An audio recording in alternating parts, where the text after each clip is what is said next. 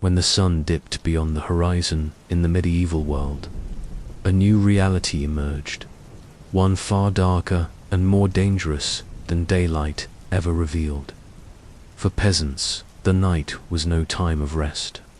It was a battlefield against freezing winds, prowling predators, and spirits that haunted the imagination. Yet out of fear, poverty, and ingenuity, medieval villagers crafted rituals of survival. From shared beds packed with straw to whispered prayers warding off demons, the night became a theater of human resilience. This is the secret life of medieval knights, where survival was as much spiritual as physical. When the last rays of the sun faded over the medieval landscape, a transformation swept across villages, fields, and forests. Daylight, however dim or clouded, offered a measure of safety. People could see their surroundings, tend their animals, and gather in the open. But once the sun disappeared, a different world emerged. For medieval peasants, nightfall was not simply the absence of light. It was the presence of danger, uncertainty, and fear. Darkness itself was alive, charged with both physical threats and spiritual menace. The medieval day was shaped by the sun's cycle. Farmers rose with dawn, worked by its shifting position in the sky, and retreated as evening crept closer. Without artificial light as we know it today, sunset meant the end of productivity. To remain outdoors after dusk was to invite risks that few were willing to face. Wolves still prowled in parts of Europe. Bandits and outlaws, taking advantage of the cloak of night, moved between roads and forests. Even the most ordinary tasks became hazardous. A misstep in the dark could lead to injury, with little hope of proper medical treatment. Within peasant villages, huts clustered together offered some sense of protection, yet the night still seeped in through every crack and crevice. Windows were small, often covered with wooden shutters or oiled cloth, never glass. The glow of a central hearth might push back the shadows inside, but beyond the threshold lay an unbroken sea of darkness. For those who lived with the constant presence of hunger, disease, and poverty, the night was not a time for leisure. It was a liminal space between life and death, a moment when the known world dissolved into uncertainty. The cultural imagination of medieval Europe magnified these fears. Darkness was not merely a physical state, but a spiritual one. Christian teaching linked light with salvation, order, and divine presence, while darkness carried associations with sin, chaos, and the devil's domain. In sermons and popular belief, the fall of night was often portrayed as a time when demonic forces were most active. Spirits were thought to wander, witches to perform their rites, and restless souls to roam between the worlds of the living and the dead. Folklore reinforced these anxieties. In rural communities, legends of nocturnal creatures circulated widely. The church warned of demons that pressed upon sleepers, causing nightmares or even suffocation. Tales of werewolves, shadowy apparitions, and malevolent fairies spread from household to household, passed along by the fire's flickering light. These stories were not dismissed as fantasy. They reflected a worldview in which the supernatural was woven tightly into everyday existence. The night was the canvas on which these fears came alive. Yet the danger was not only imagined. Wolves, particularly in the forests of France, Germany, and Eastern Europe, remained a genuine threat well into the Middle Ages. Chronicles record entire villages banding together to hunt packs that attacked livestock and spit in times of scarcity. Even humans, travelers on the road after sunset, risked ambush from outlaws. The absence of central policing left many areas lawless once darkness fell. To step outside after nightfall meant exposing oneself to both predators and men alike, even within homes. The struggle against the night was constant. Fire was the primary defense. The hearth not only provided warmth, but also served as a barrier against spirits, according to belief. Families carefully banked their fires before bed, covering embers with ash to preserve them until morning. To let the hearth die was considered dangerous, both practically and spiritually. A cold house invited sickness, and an extinguished flame was thought to make room for evil forces to creep inside. The psychological toll of nightfall was heightened by silence. Unlike the modern world, filled with artificial noise, the medieval night was marked by an unsettling stillness. Any sound carried further, its meaning magnified by uncertainty. A snapping twig outside a hut, the distant howl of an animal, or even the creak of timber in the roof beams could stir fear.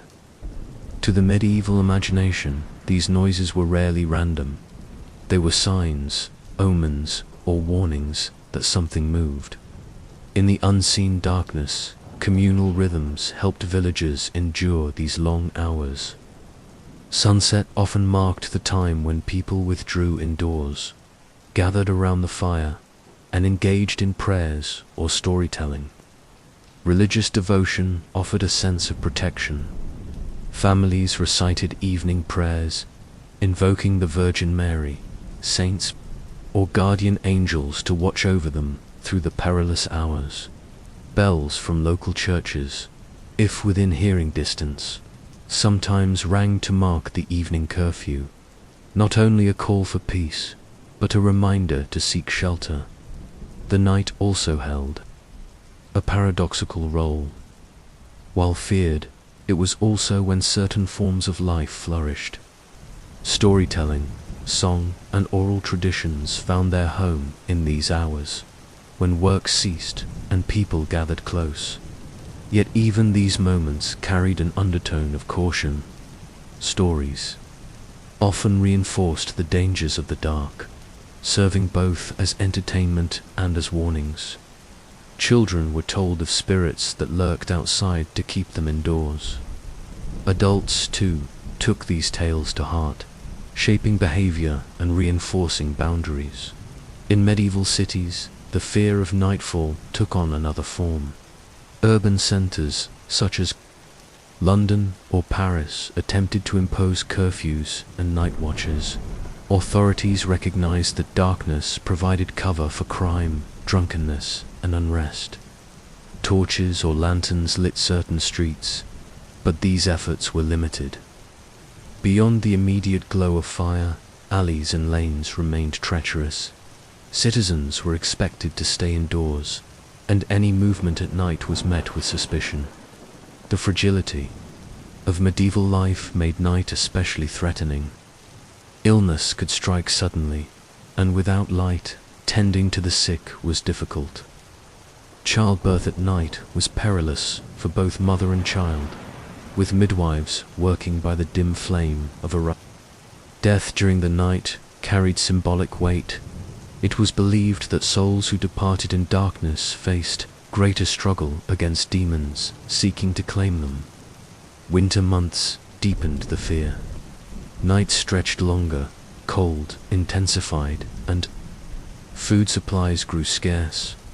Peasants sometimes huddled with their animals indoors, using the combined heat of humans and livestock to survive. But this closeness also carried risks of disease, parasites, and suffocation. Still, the fear of freezing outweighed the discomfort, binding people together against the threats outside. The transition from day to night was more than physical. It was spiritual and psychological. Medieval thinkers often described the world as divided between light and dark, order and chaos, salvation and damnation. The setting sun symbolized a daily rehearsal of death, and dawn a rebirth. This perspective shaped not only religious practices, but also the way ordinary peasants experienced time. Each night was a passage through danger, uncertainty, and trial, survived only through endurance and faith. As the sun disappeared below the horizon, medieval villagers stepped into a world defined by contrasts: warmth within and cold without, safety in the group and danger beyond, divine protection against demonic assault. The night was a liminal realm, suspended between what was known and what could not be seen. To modern eyes, the darkness of the medieval world might seem merely inconvenient, but to those who lived within it, every nightfall carried the weight of life and death.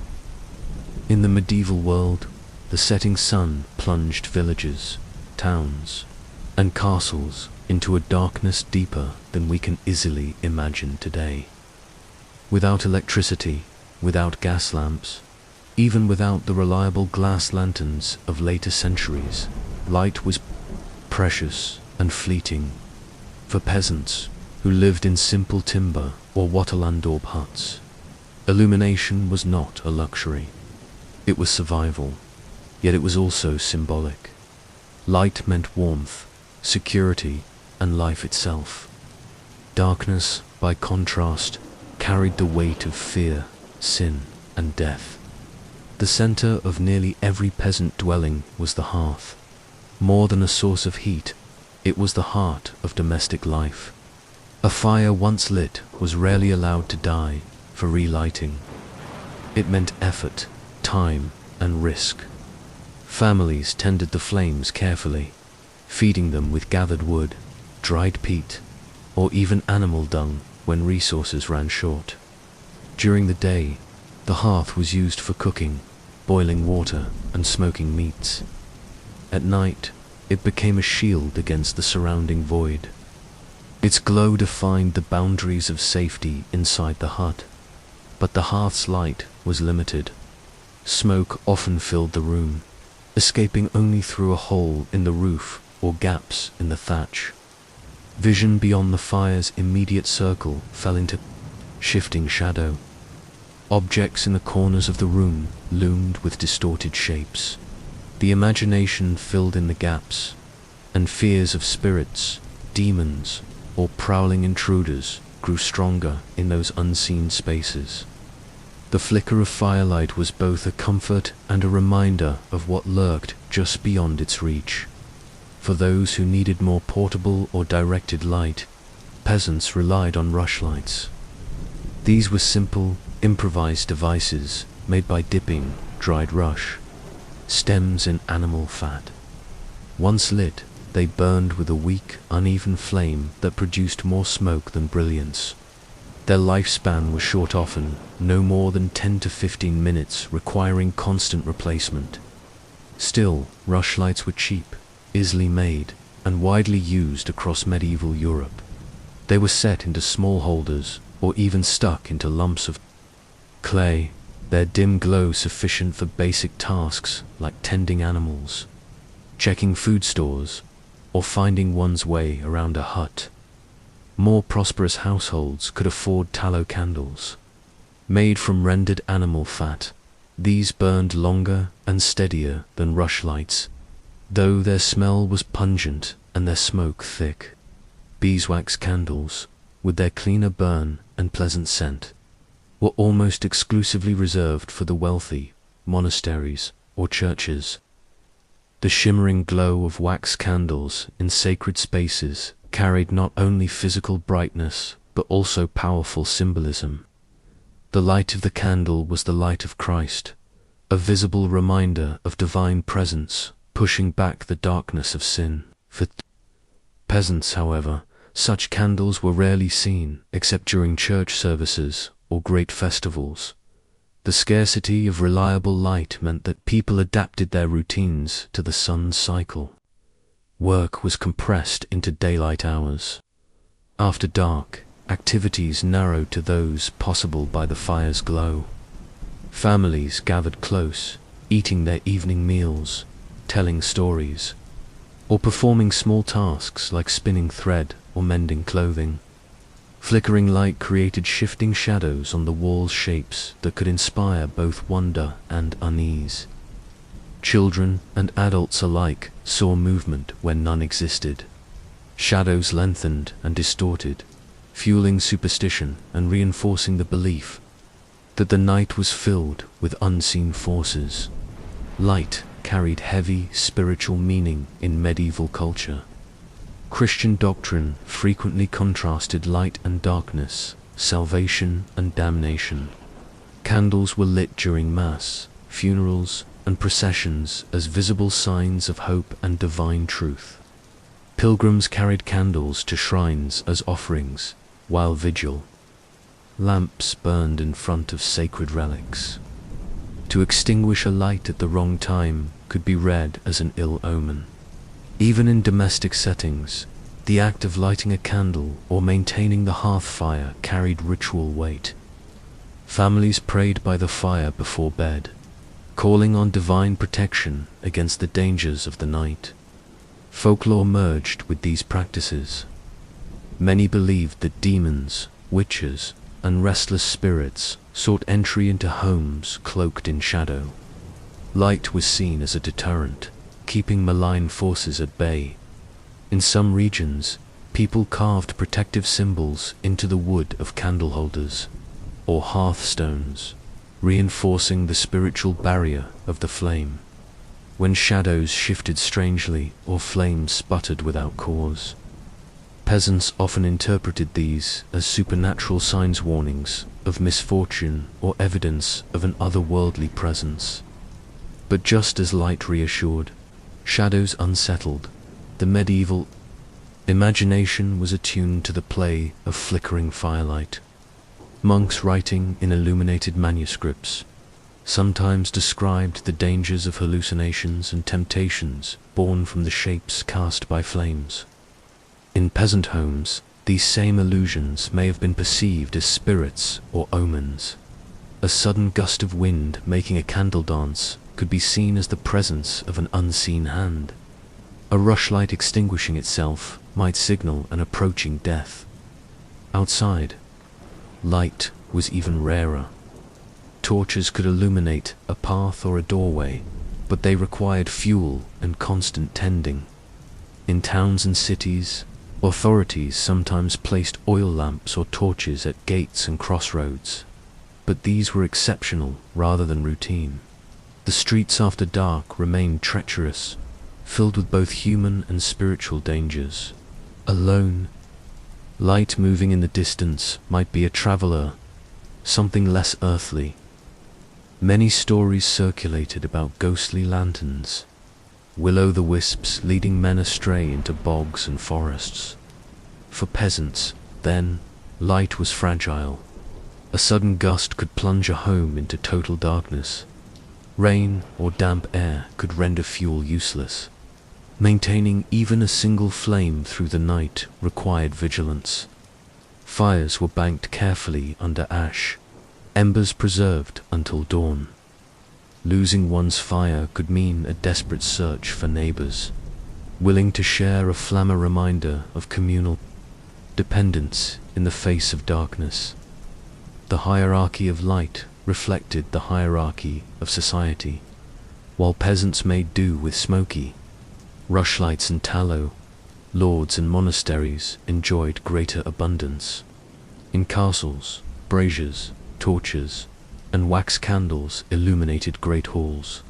Monasteries burned candles in their scriptoria, allowing monks to work long into the night. Yet even these spaces were not free from shadows, and the symbolism of light remained the same. Illumination was divine, and darkness was perilous. The interplay between light and shadow shaped the psychological landscape of medieval nights. Firelight did not simply reveal, it transformed. Faces appeared ghostly in the shifting glow, while corners of rooms dissolved into obscurity. Superstition thrived in these conditions, reinforcing a worldview where the supernatural pressed constantly against the visible world.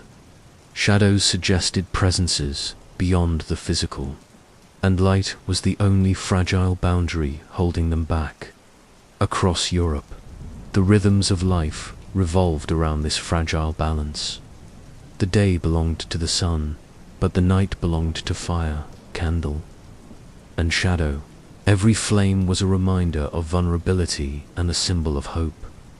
In the glow of the hearth, families sought warmth, protection, and divine reassurance. In churches, the blaze of candles elevated prayer into spectacle, filling sacred spaces with shimmering light that reminded worshippers of the eternal struggle between salvation and damnation. To live in the medieval night was to live at the edge of vision, where every flicker of light carried meaning and every shadow hinted at mystery. Illumination was survival, but it was also faith. For peasants who endured the long hours between sunset and dawn, fire and candles were more than practical necessities.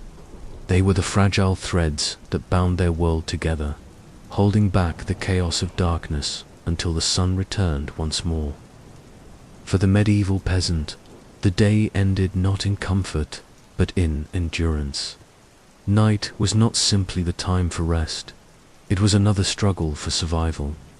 When the last ember of the hearth dimmed and shadows overtook the hut, families retreated to their makeshift beds, where straw, smoke, and human closeness offered the only defenses against the cold and darkness.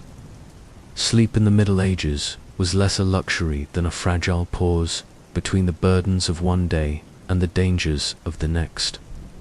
Most peasants lived in simple one-room houses, constructed of timber frames filled with wattle and daub and roofed with thatch. Floors were typically hard-packed earth. Wooden furniture was rare. Even stools and benches were valuable. Beds, as we know them, were a privilege of the wealthy. For the majority, the sleeping place was little more than a pile of straw spread directly on the floor, sometimes raised on a wooden frame if materials were available. Straw was cheap, abundant after the harvest, and icily replaced. But it was also itchy, dirty, and alive with insects. Fleas, lice, and mice were constant. Companions of the medieval bed. Families often shared this space together. Parents, children, and sometimes even servants or extended relatives slept side by side, pressed close to preserve warmth.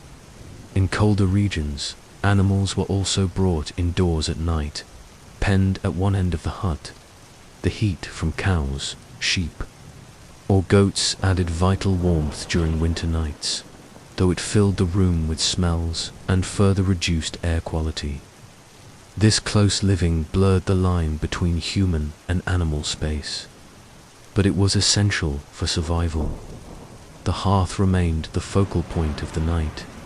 Positioned at the center of the room, it glowed faintly as embers smoldered beneath a covering of ash. Families arranged their bedding around it, taking advantage of its warmth. Yet the smoke it produced was a constant presence. Most peasant huts lacked chimneys. Smoke escaped through gaps in the thatched roof or small vents, if at all. The result was an atmosphere dense with soot. The air stung the eyes and lungs, coating the interior with a film of ash. Still, the smoke had one unintended benefit. It helped preserve the timber of the roof by deterring insects and slowing decay to modern eyes. The idea of sleeping in a smoky, crowded hut seemed stifling, but for medieval peasants, it was the rhythm of life. Bedding was often layered, straw at the base, covered with rough woolen blankets, sometimes supplemented with animal skins or old cloaks. Wealthier peasants might own a mattress stuffed with straw, feathers, or reeds, but such comforts were rare. Pillows were uncommon. A bundle of straw or a folded cloak served the purpose. Cleanliness was difficult to maintain. Straw quickly became dirty with sweat, food crumbs, and vermin. It had to be replaced regularly, especially in summer when infestations spread easily. Medieval records occasionally mentioned bedbugs, though the term referred broadly to parasites rather than the specific insect known today. Linen sheets, when they existed, were prized and often passed down as heirlooms. For most, sleeping meant resigning oneself to a rough and uncomfortable environment. Despite these hardships, cultural practices surrounded the act of going to bed. Evening prayers were spoken by the hearth before families lay down to rest. Many invoked saints for protection against nightmares, demons, or sudden death in the night. The belief that spirits prowled after dark meant that sleep was entered with caution. Charms or crosses were sometimes placed near the bed. Some families etched protective symbols into wooden bed frames, though peasants with no furniture often relied solely on faith. The dangers of the night were not only spiritual. Fire posed a constant risk. Sparks from the hearth could ignite straw, bedding with devastating speed. Medieval courts recorded accidental blazes that consumed entire cottages, especially in villages where houses stood close together. For this reason, peasants carefully banked their fires, covering them with ash to reduce open flame while keeping embers alive for the morning. Even so, the risk remained. To fall asleep too close to the fire was to risk burns or worse. Seasonal changes shaped the experience of sleep. In summer, huts could be stifling, filled with insects and humidity. Families sometimes slept outdoors in barns or under the open sky during harvest, but this exposed them to thieves or wild animals. In winter, survival was the priority. Multiple layers of clothing were worn to bed, and bodies pressed tightly together beneath whatever coverings were available. The lack of insulation in most huts meant that frost could creep across walls and ceilings, and water left indoors might freeze by morning. The arrangement of sleep reflected social realities. Wealthier households, even among peasants, might have separate bed spaces, sometimes partitioned by curtains or wooden panels. This allowed for a degree of privacy and comfort, but for most villagers, privacy was unknown. Intimacy, childbirth, illness, and death all unfolded within the same cramped quarters, under the same smoky roof, and often in the same bed of straw. Beyond the physical discomforts, sleep itself carried mystery. The medieval understanding of dreams linked them to divine messages or demonic influence. A restless night could be interpreted as a spiritual struggle. Nightmares were sometimes explained as the work of incubi or succubi, spirits believed to torment sleepers. The vulnerability of the body in sleep heightened the sense that nighttime was perilous. Families prayed not only for survival through the cold, but for protection of the soul against unseen forces. The practice of segmented sleep, described in medieval sources, also shaped nightly life. Families often experienced first sleep shortly after dusk, waking again around midnight for an hour or more before returning to second sleep. During this waking interval, they might tend the fire, pray, or even talk quietly. Some scholars suggest this pattern reflected both biological rhythms and practical necessity. In smoky, crowded huts, uninterrupted rest was nearly impossible. The segmented rhythm allowed families to manage their environment and maintain the hearth, yet despite hardship, there were moments of comfort. The glow of embers in the dark, the murmur of prayers, and the closeness of kin created bonds of endurance. Sleep was shared, not solitary. Survival was communal. Every winter's night endured in straw and smoke was a reminder of human resilience. In the face of unrelenting conditions, For peasants, the bed was not a sanctuary, but a battleground. It was the place where the cold pressed hardest, where parasites crawled, where smoke choked the lungs. Yet it was also the place where families huddled together, where faith was invoked, and where dawn brought relief. The act of lying down on straw was not merely rest, it was submission to the hazards of the medieval night, in the hope that morning would come. In the modern world, we assume that sleep should come in one long, unbroken stretch, 8 hours uninterrupted between evening and morning. But for much of human history, this was not the case. In medieval Europe, as in many pre-industrial societies, sleep often came in two distinct phases, a first sleep and a second sleep. This segmented rhythm was not strange or unhealthy to them. It was natural, expected, and deeply woven into the daily life of peasants and townsfolk alike. Historical evidence for this pattern comes from a wide array of sources: medieval texts, medical treatises, and court records all mention first sleep and second sleep as common terms.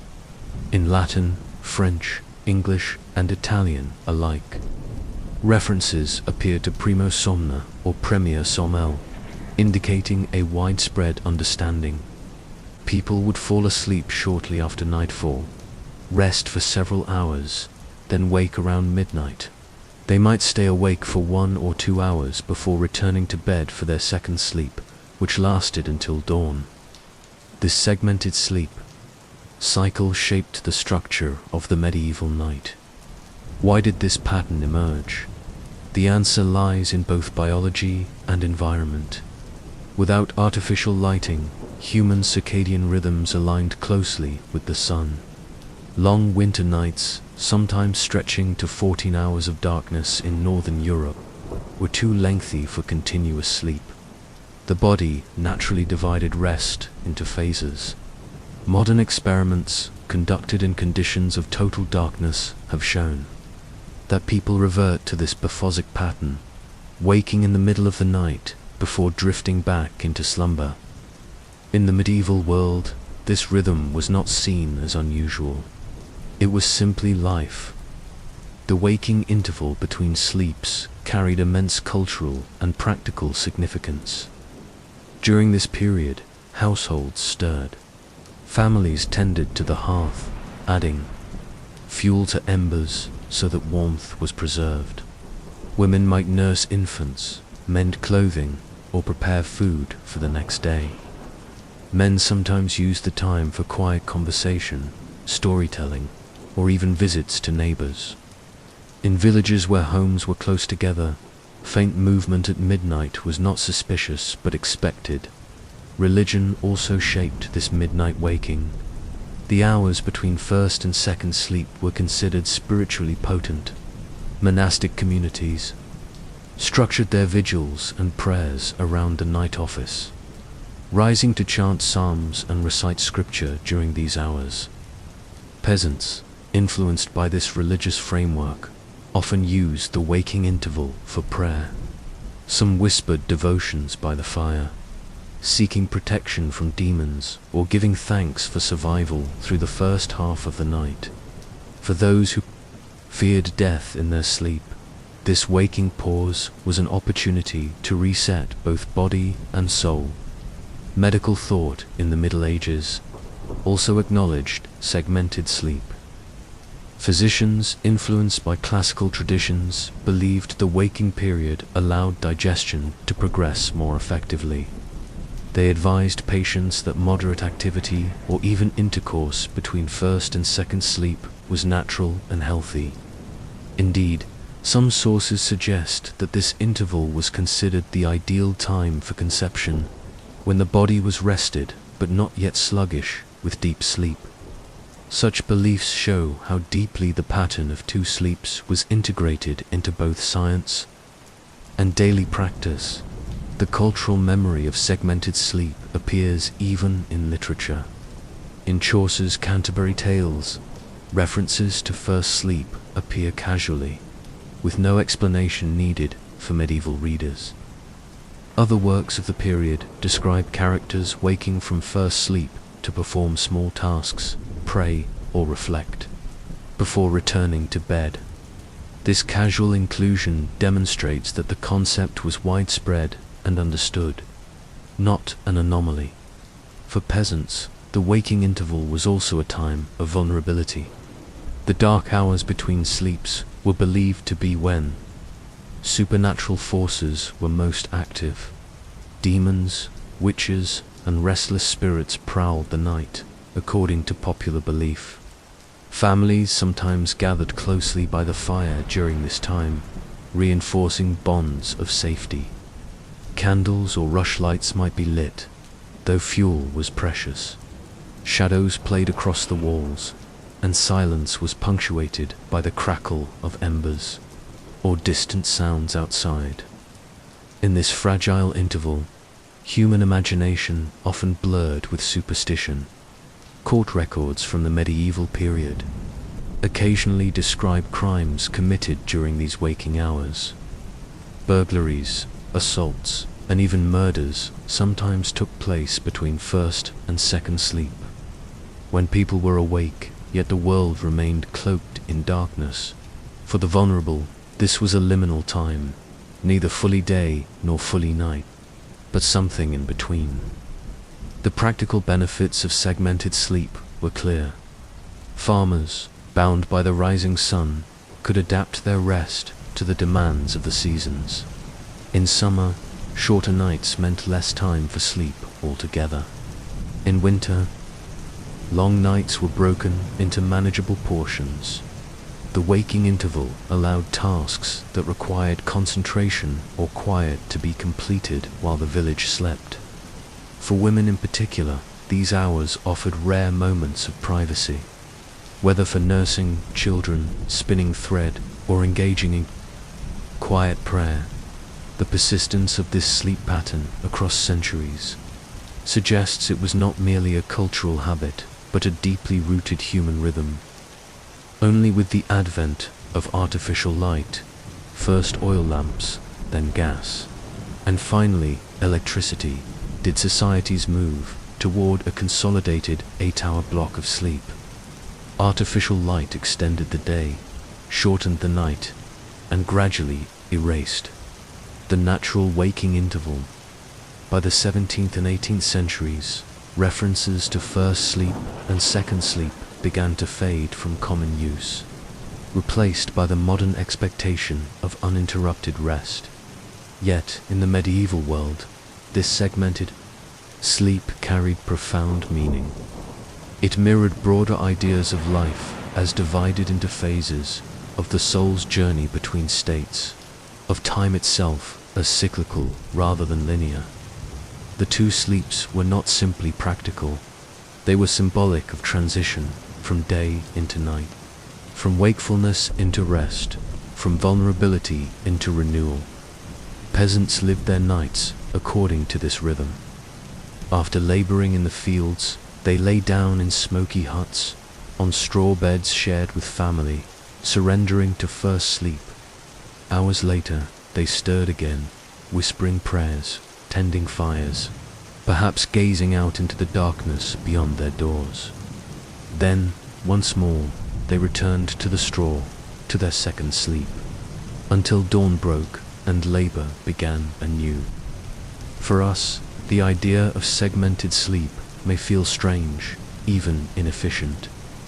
But for medieval people, it was natural, practical, and even spiritually meaningful.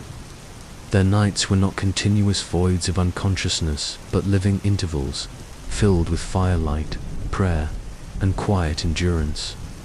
The rhythm of two sleeps was as much a part of their survival as the tools they wielded by day and the faith they carried by night. In the medieval world, the bed was not a private sanctuary. For peasants, sleeping was almost always a shared experience.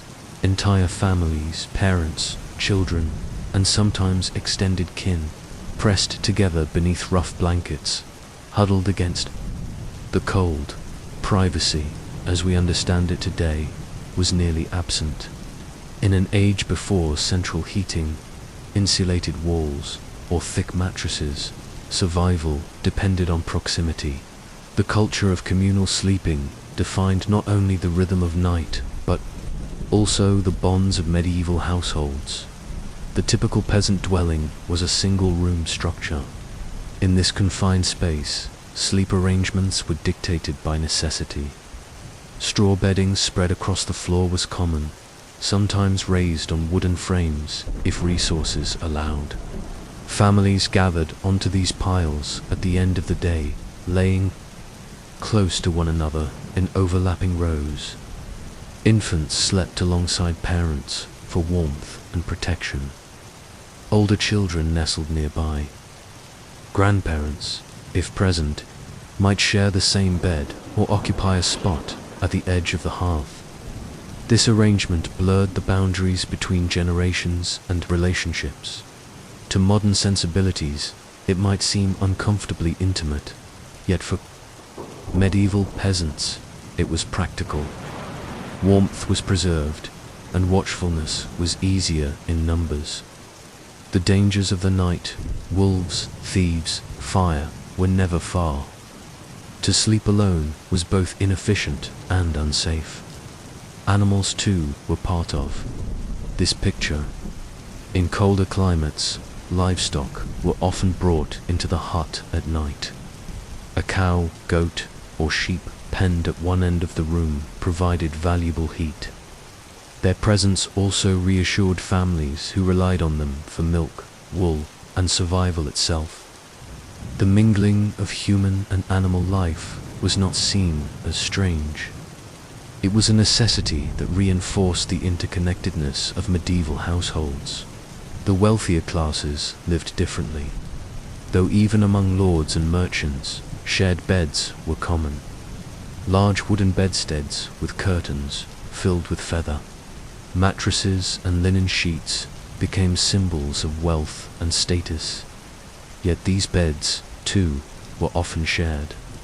Servants might sleep at the foot of their master's bed, while children or even visiting relatives sometimes shared the space. Hospitality required it. In inns, travelers unfamiliar with one another were expected to share a bed, sometimes with complete strangers. The idea of a bed to oneself was rare until much later centuries. Court records and literature from the period confirmed this culture of shared sleeping. Lawsuits occasionally mention disputes arising from bed-sharing arrangements.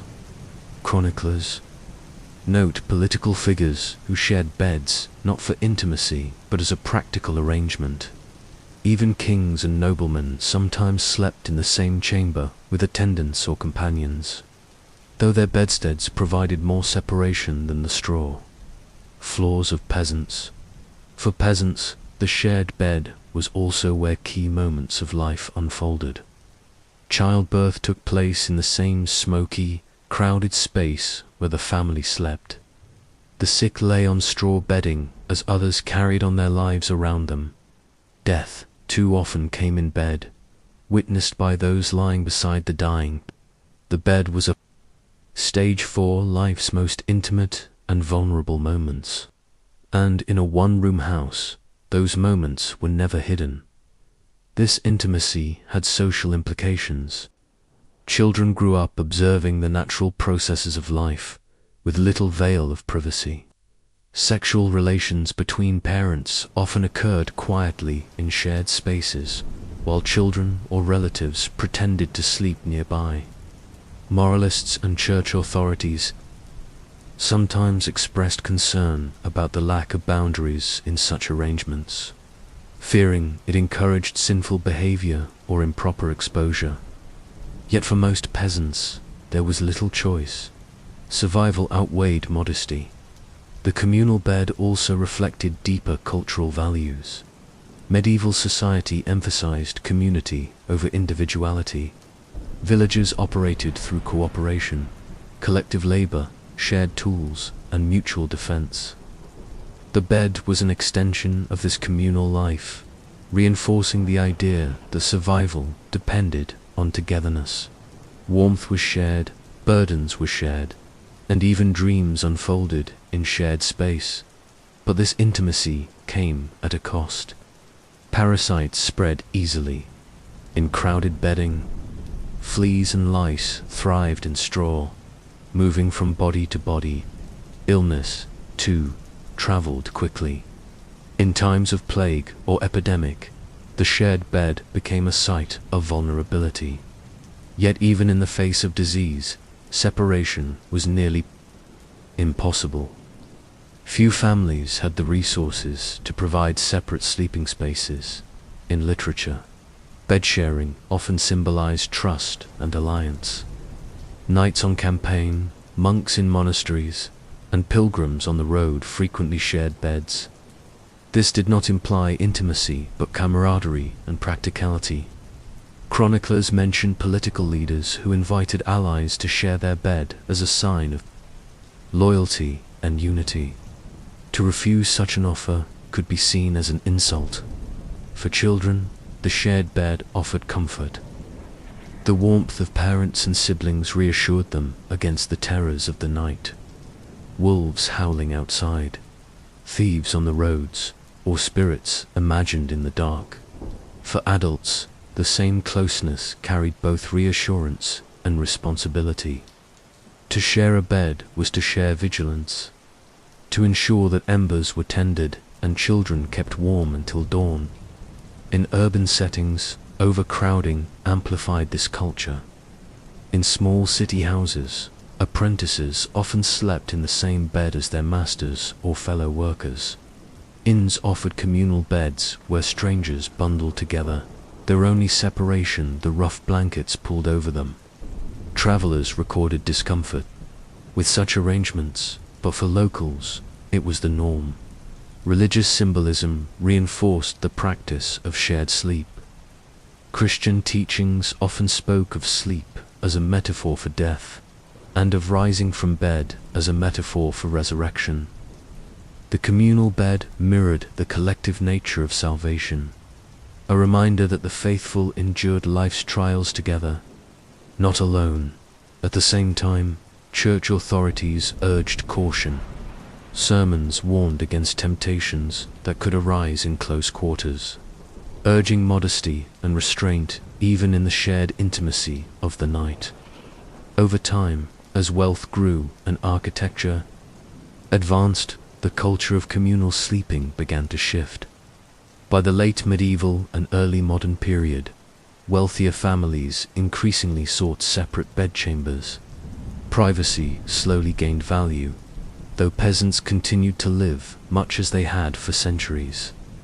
The solitary bed, associated with individuality and personal space, would not become common until well after the medieval era. For the medieval peasant, however, the bed was always plural. It was a place of warmth, of fear, of life and death, lived side by side. It was the space where survival was negotiated each night, not through solitude, but through closeness. The culture of sleeping together was not merely a habit, but a necessity, a reflection of a world where community was the strongest shield against the perils of darkness. When darkness closed in over the medieval village and firelight flickered against the smoky walls of peasant huts, survival depended not only on warmth and food, but also on words.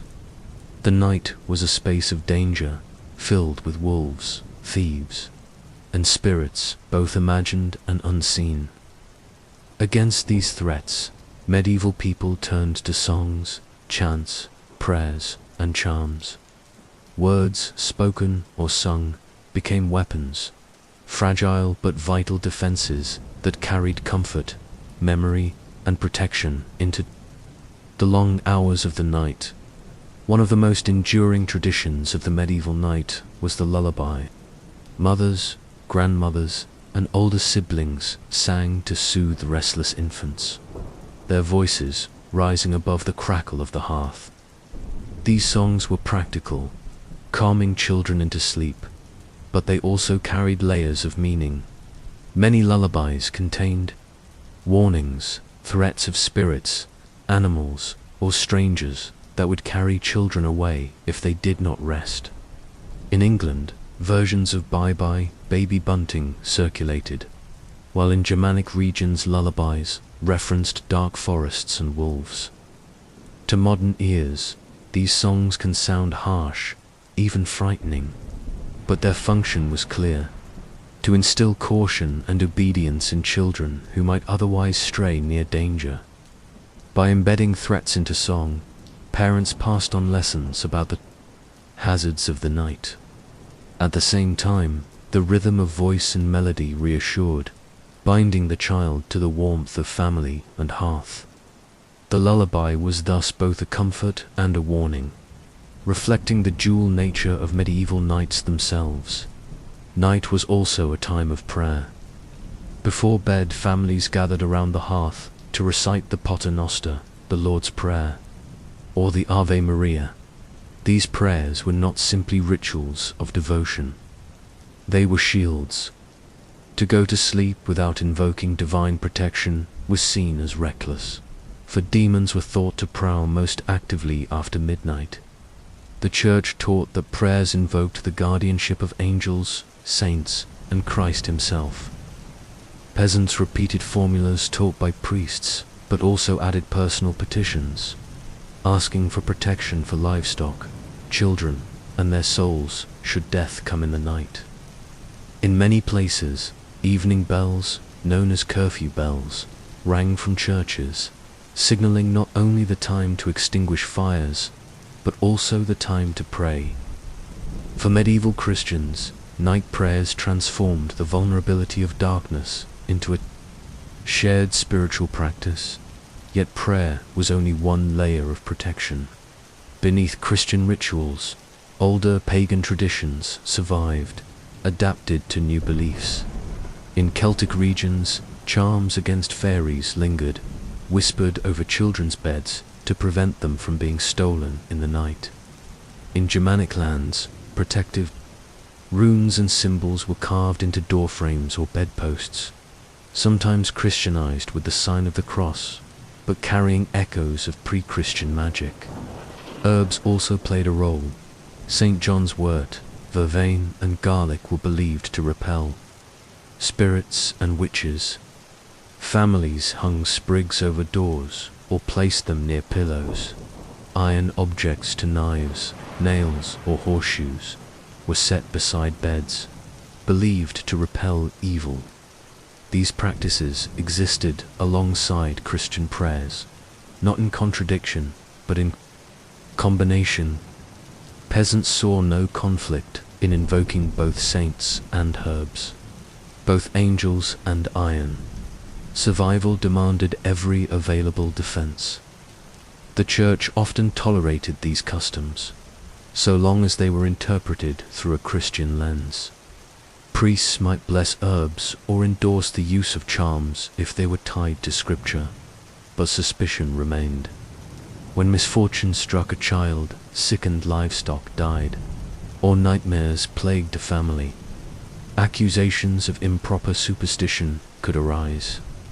The tension between official religion and folk practice defined much of the medieval approach to night fears. Oral culture preserved countless charms, brief rhymed phrases believed to ward off evil. Some invoked holy names, others the power of nature. In England, one charm against nightmares ran: Matthew, Mark, Luke, and John, bless the bed that I lie on. Variants of this prayer spread widely, combining biblical authority with the intimacy of nightly ritual. Other charms sought to drive away the night hag, a figure believed to sit on the chest of sleepers and suffocate them. Families might whisper rhymes, sprinkle holy water, or draw protective signs on walls. The very act of speaking aloud, of asserting words against silence, was thought to carry force. For peasants who lacked literacy, memory preserved these formulas, passed from generation to generation. Night also inspired communal singing, especially during festivals or vigils. Bonfires lit for St. John's Eve, Midsummer, or Christmas were accompanied by chants and carols. These songs, carried into the night air, were not only celebratory but protective. Music was believed to repel spirits, to claim the night as human space rather than demonic. In villages, seasonal songs often blended sacred and secular themes. Carols might invoke the Virgin Mary while also referencing fertility, harvest, or winter survival. Their performance at night reinforced communal bonds, reminding peasants that together they could resist the fears that haunted them individually, even in times of famine or war. The act of singing created a shared rhythm of resilience. Superstitions gave the night its texture. Peasants feared witches who flew through the air, fairies who lured travelers astray, and restless spirits who returned to haunt the living. To ward off these dangers, songs and chants often named them directly, calling out threats in order to diminish their power. In some traditions, lullabies warned children not to wander, lest fairies carry them off. In others, evening prayers invoked saints to guard against witches and demons. Restless spirits, especially those who had died violently or without proper burial, were thought to wander most freely at night. Families sang or prayed for their release, fearing that such souls might bring harm. Festivals such as All Hallows' Eve reflected this anxiety, when candles and chants were used to guide spirits or keep them at bay. The blending of fear and ritual gave peasants a sense of agency, however fragile. In a world where death was ever present, underlying all these practices was the recognition that sound itself carried power. The medieval night was eerily silent.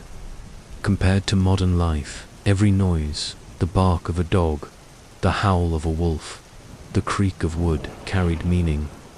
Against this silence, peasants used their voices. Songs, prayers, and chants filled the air, asserting human presence against the unknown. The hearth crackled, a mother sang softly, a father whispered prayers, children mumbled charms they barely understood. Together, these sounds created a fragile shield of familiarity against the immensity of night. Words were not ornamental. They were essential tools of survival. Many of these songs and superstitions survive in fragments today. Lullabies still carry traces of medieval fears, with references to darkness, danger, and protection. Prayers before bed remain common in Christian households, echoes of a time when such rituals were life and death defenses.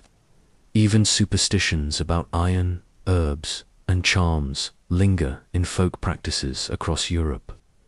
The medieval peasant who sang a lullaby, whispered a charm, or prayed before sleep, did so in a world where night pressed close, where wolves howled, and where spirits seemed to wander.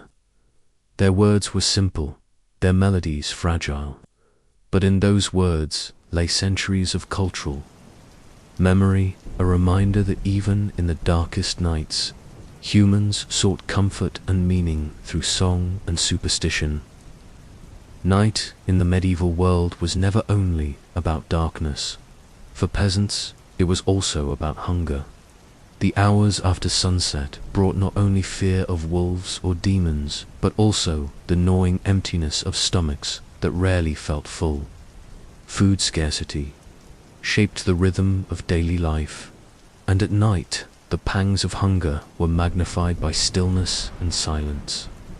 In a world where survival depended on the success of harvests, the keeping of livestock, and the mercy of the seasons, hunger was a constant companion, one that lay with peasants on their straw bedding and haunted their dreams.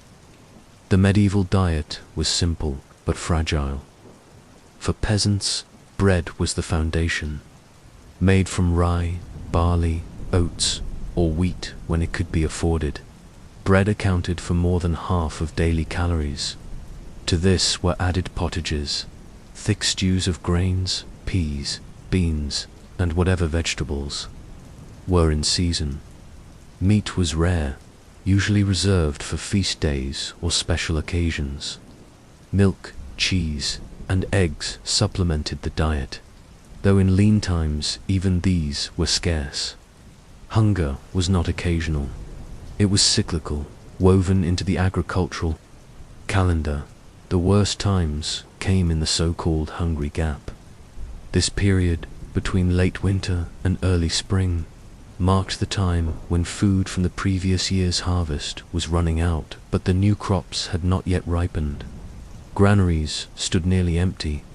Bread grew coarse, stretched with fillers such as acorns or ground-up beans. Dried peas and salted fish might sustain families, but variety and abundance were absent. It was during these months that night hunger was felt most acutely. Winter nights were the most punishing. Cold compounded hunger. Families huddled close, their evening meals little more than thin gruel or a crust of bread. The heat of the hearth provided some comfort, but it could not fill empty stomachs. Children often went to bed crying from hunger, their parents helpless to provide more. Medieval chronicles record widespread famines, such as the Great Famine of 1315 to 1317, when rains ruined harvests across northern Europe. In those years, hunger was not just discomfort, but catastrophe. Families sold possessions, ate bark or roots, and in the most desperate cases, chroniclers whispered of cannibalism. Even in ordinary years, hunger at night shaped behavior. Supper, often the last meal of the day, was taken before sunset. Once darkness fell, it was difficult to prepare food. Firelight was weak, fuel was limited, and the dangers of accidents increased. Families often rationed carefully, knowing they had to make their supplies last until morning. To rise in the night to eat was rare, both because food was precious, and because superstition discouraged unnecessary activity after dark. For many, the hours between supper and dawn stretched long and painful. Ale, weak and often homebrewed, sometimes dulled the edge of hunger. Even children drank small beer, which contained little alcohol but enough calories to provide energy. Herbs such as nettle or sorrel were used in soups to stretch meals, though they offered little substance. In lean years, hunger drove creativity, but it also weakened bodies. Malnutrition was constant, making peasants vulnerable to disease and reducing their ability to withstand cold nights. Hunger was more than physical. It carried deep spiritual meaning. The church taught that fasting was a form of devotion, a way to share in Christ's suffering. For peasants, however, fasting was often indistinguishable from starvation. Religious calendars imposed numerous fast days when meat, dairy, or eggs were forbidden, but peasants rarely had such luxuries anyway. Still, hunger at night was interpreted through a moral lens. To endure it patiently was to show faith. To complain or steal food was to invite sin. Folklore reflected this reality. Stories warned of demons who exploited hunger, whispering temptations into the ears of starving peasants at night. Dreams of feasts or endless fields of grain were sometimes interpreted as omens of better times to come, or as tricks of evil spirits meant to weaken resolve. Hunger sharpened imagination, and in the long silence of the night, it became more than a physical condition.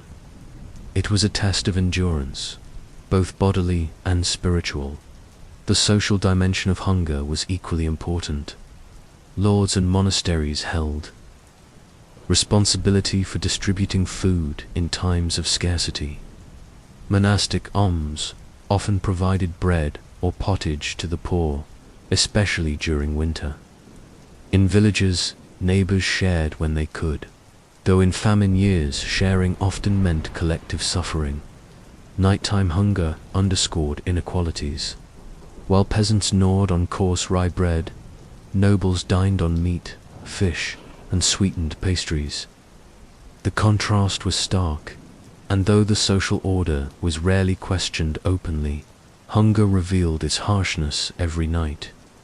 Children were the most vulnerable. Malnutrition, stunted growth, weakened immunity, and increased mortality. Chronicles note waves of child deaths during famines, often concentrated in the hungry gap. Mothers sometimes skipped meals to feed their children, going to bed with nothing but water or ale to quiet their stomachs. Fathers, weakened by hunger, struggled to maintain labor in the fields. Night magnified these struggles. Lying still in smoky huts, peasants could do nothing to distract themselves from the emptiness. Despite the hardships, rituals of endurance developed. Families prayed before sleep, asking for sustenance, protection, and relief. Some repeated charms, or invoked saints associated with abundance, such as Saint Nicholas or Saint Isidore the farmer. Belief in divine providence softened the despair of hunger, even when food remained scarce. Dawn was always a moment of relief, for it meant a new day. Of work, of searching, of hoping for sustenance. The cultural memory of hunger lingered in proverbs and sayings. Hunger is the best spice was a common phrase, reminding peasants that food, however meager, tasted better when one had gone without. The experience of hunger at night, repeated generation after generation, shaped a worldview in which survival was never guaranteed and abundance was always fleeting. In towns, hunger took a different form but remained just as present. Poor laborers, apprentices, and beggars often went without supper, their meals dependent on charity or scraps from markets. Inns offered food to travelers, but prices were high. In urban alleys, the night was filled with both shadows and stomachs that ached from want. For the medieval peasant, hunger was inseparable from the experience of night. Darkness closed in, work ceased, and the thin meal of the evening wore off quickly. What remained was endurance, lying on straw beds, listening to the wind outside, and hoping that morning would bring relief. Hunger in the dark was not an occasional hardship, but a rhythm of life, endured with faith, with resilience, and with the fragile hope of another harvest. When darkness fell over the medieval world, the village did not simply sleep. Though most peasants huddled together on their straw beds, there were always those who remained alert, the watchers of the night. In a world without locks, strong enough to guarantee safety, without police to patrol the streets, and with dangers lurking, both real and imagined, night watchers became essential. These guardians of the hours after sunset stood between communities and the threats of wolves, thieves, and fire. The idea of organized night watch stretched back to antiquity. But in medieval Europe, it took on many forms, shaped by necessity rather than consistency. In villages, watchfulness was communal. Families relied on neighbors as much as kin. Men took turns guarding livestock, especially in regions where wolves or bandits were active. The sound of dogs barking in the night often signaled the first alarm. Dogs were the peasants' sentinels, their hearing sharper than any human, their bark carrying across fields and cottages. A sudden burst of noise could send families scrambling to secure doors and embers, fearing attack or theft. In towns and cities, night watches became more formal. By the 13th and 14th centuries, many urban centers in Europe required able-bodied men to serve as watchmen. These men patrolled streets, carried torches or lanterns, and sounded horns or bells in times of danger. Regulations from Paris, London, and other cities required citizens to remain indoors after the curfew bell. Anyone found outside risked arrest or suspicion. Watchmen's duties included checking for fires, preventing brawls, and deterring thieves. Yet these guards were often poorly paid and poorly equipped, their effectiveness uneven. In some cases, they were as feared as the criminals they were meant to stop, accused of corruption, extortion, or indifference. For peasants in the countryside, the primary fear was not crime, but predators. Wolves roamed widely across Europe in the Middle Ages, particularly in France, Germany, and Eastern Europe. Winter nights were especially dangerous, when hunger drove packs closer to human settlements. Chronicles describe attacks on livestock, and, in desperate times, even people.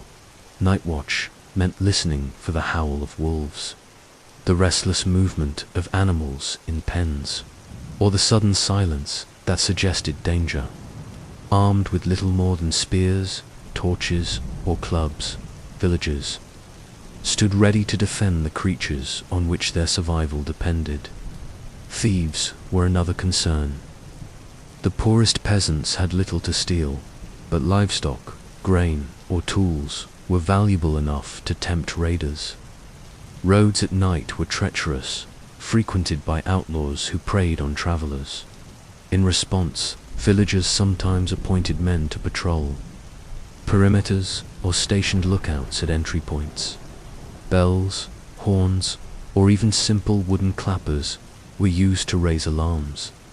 In regions prone to conflict, such as the borderlands between England and Scotland, night watchers were critical, guarding against raiders who struck under cover of darkness. The most feared threat in both village and city was fire. With homes built of timber, thatch, and wattle, a single spark could destroy entire communities. Watchers were tasked with ensuring hearths were properly banked, embers contained, and no open flames left untended. In towns, ordinances often forbade the use of fire after curfew.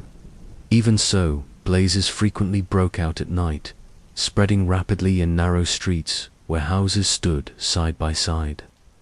The vigilance of watchmen and the readiness of citizens to respond to their cries was the thin line between safety and devastation. But the watchers of the night guarded against more than physical threats. In the medieval imagination, darkness was also the realm of spiritual danger. Demons were thought to roam most freely after midnight. Witches were believed to gather under cover of darkness, working charms and curses. Ghosts and restless souls were said to wander roads and graveyards. For many, the role of the watcher was not only practical but spiritual: to remain awake, to keep the fire burning, and to ensure that evil forces did not overtake the household or community. Monasteries embodied this blend of vigilance. Monks rose at prescribed hours to chant prayers, keeping vigil through the night. Their wakefulness was both devotion and protection, reinforcing the belief that prayer guarded not only the monastery but the wider world. The people, influenced by this example, often incorporated small rituals of watchfulness into their nights. Families who stirred between first and second sleep sometimes recited prayers aloud, invoking saints or the Virgin Mary against the perils of the dark. Sounds carried immense weight in the medieval night. The howl of a wolf, the distant echo of a horn, or the bark of a dog could ripple through a village, stirring both fear and action. Silence itself was unnerving. When expected noises ceased, the shifting of animals, the crackle of fire, people sensed something amiss. Watchers relied on their ears as much as their eyes, for sight was of little use beyond the circle of firelight. the figure of the night. Watchmen entered folklore and popular culture. In urban centers, they were sometimes mocked for drunkenness or cowardice, yet they remained essential. Plays and poems occasionally portrayed them as comic figures, bumbling through duties in the dark. But beneath the humor was a recognition of their importance. Without watchmen, nights in the city would have been far more perilous. The communal nature of night watching reinforced bonds within medieval society. Just as peasants shared beds and meals, they shared vigilance. To take one's turn as watcher was both duty and necessity. A man who neglected his watch put the whole village at risk. Records from some regions show fines or punishments for those who failed to participate. Protection, like survival itself, was communal. Even with watchers, fear of the night was never dispelled. Fires still broke out, wolves still prowled, and thieves still struck. Yet the act of watching, of standing guard in the darkness, offered reassurance. It reminded villagers that they were not entirely helpless, that vigilance could hold back at least some of the dangers beyond the door by dawn.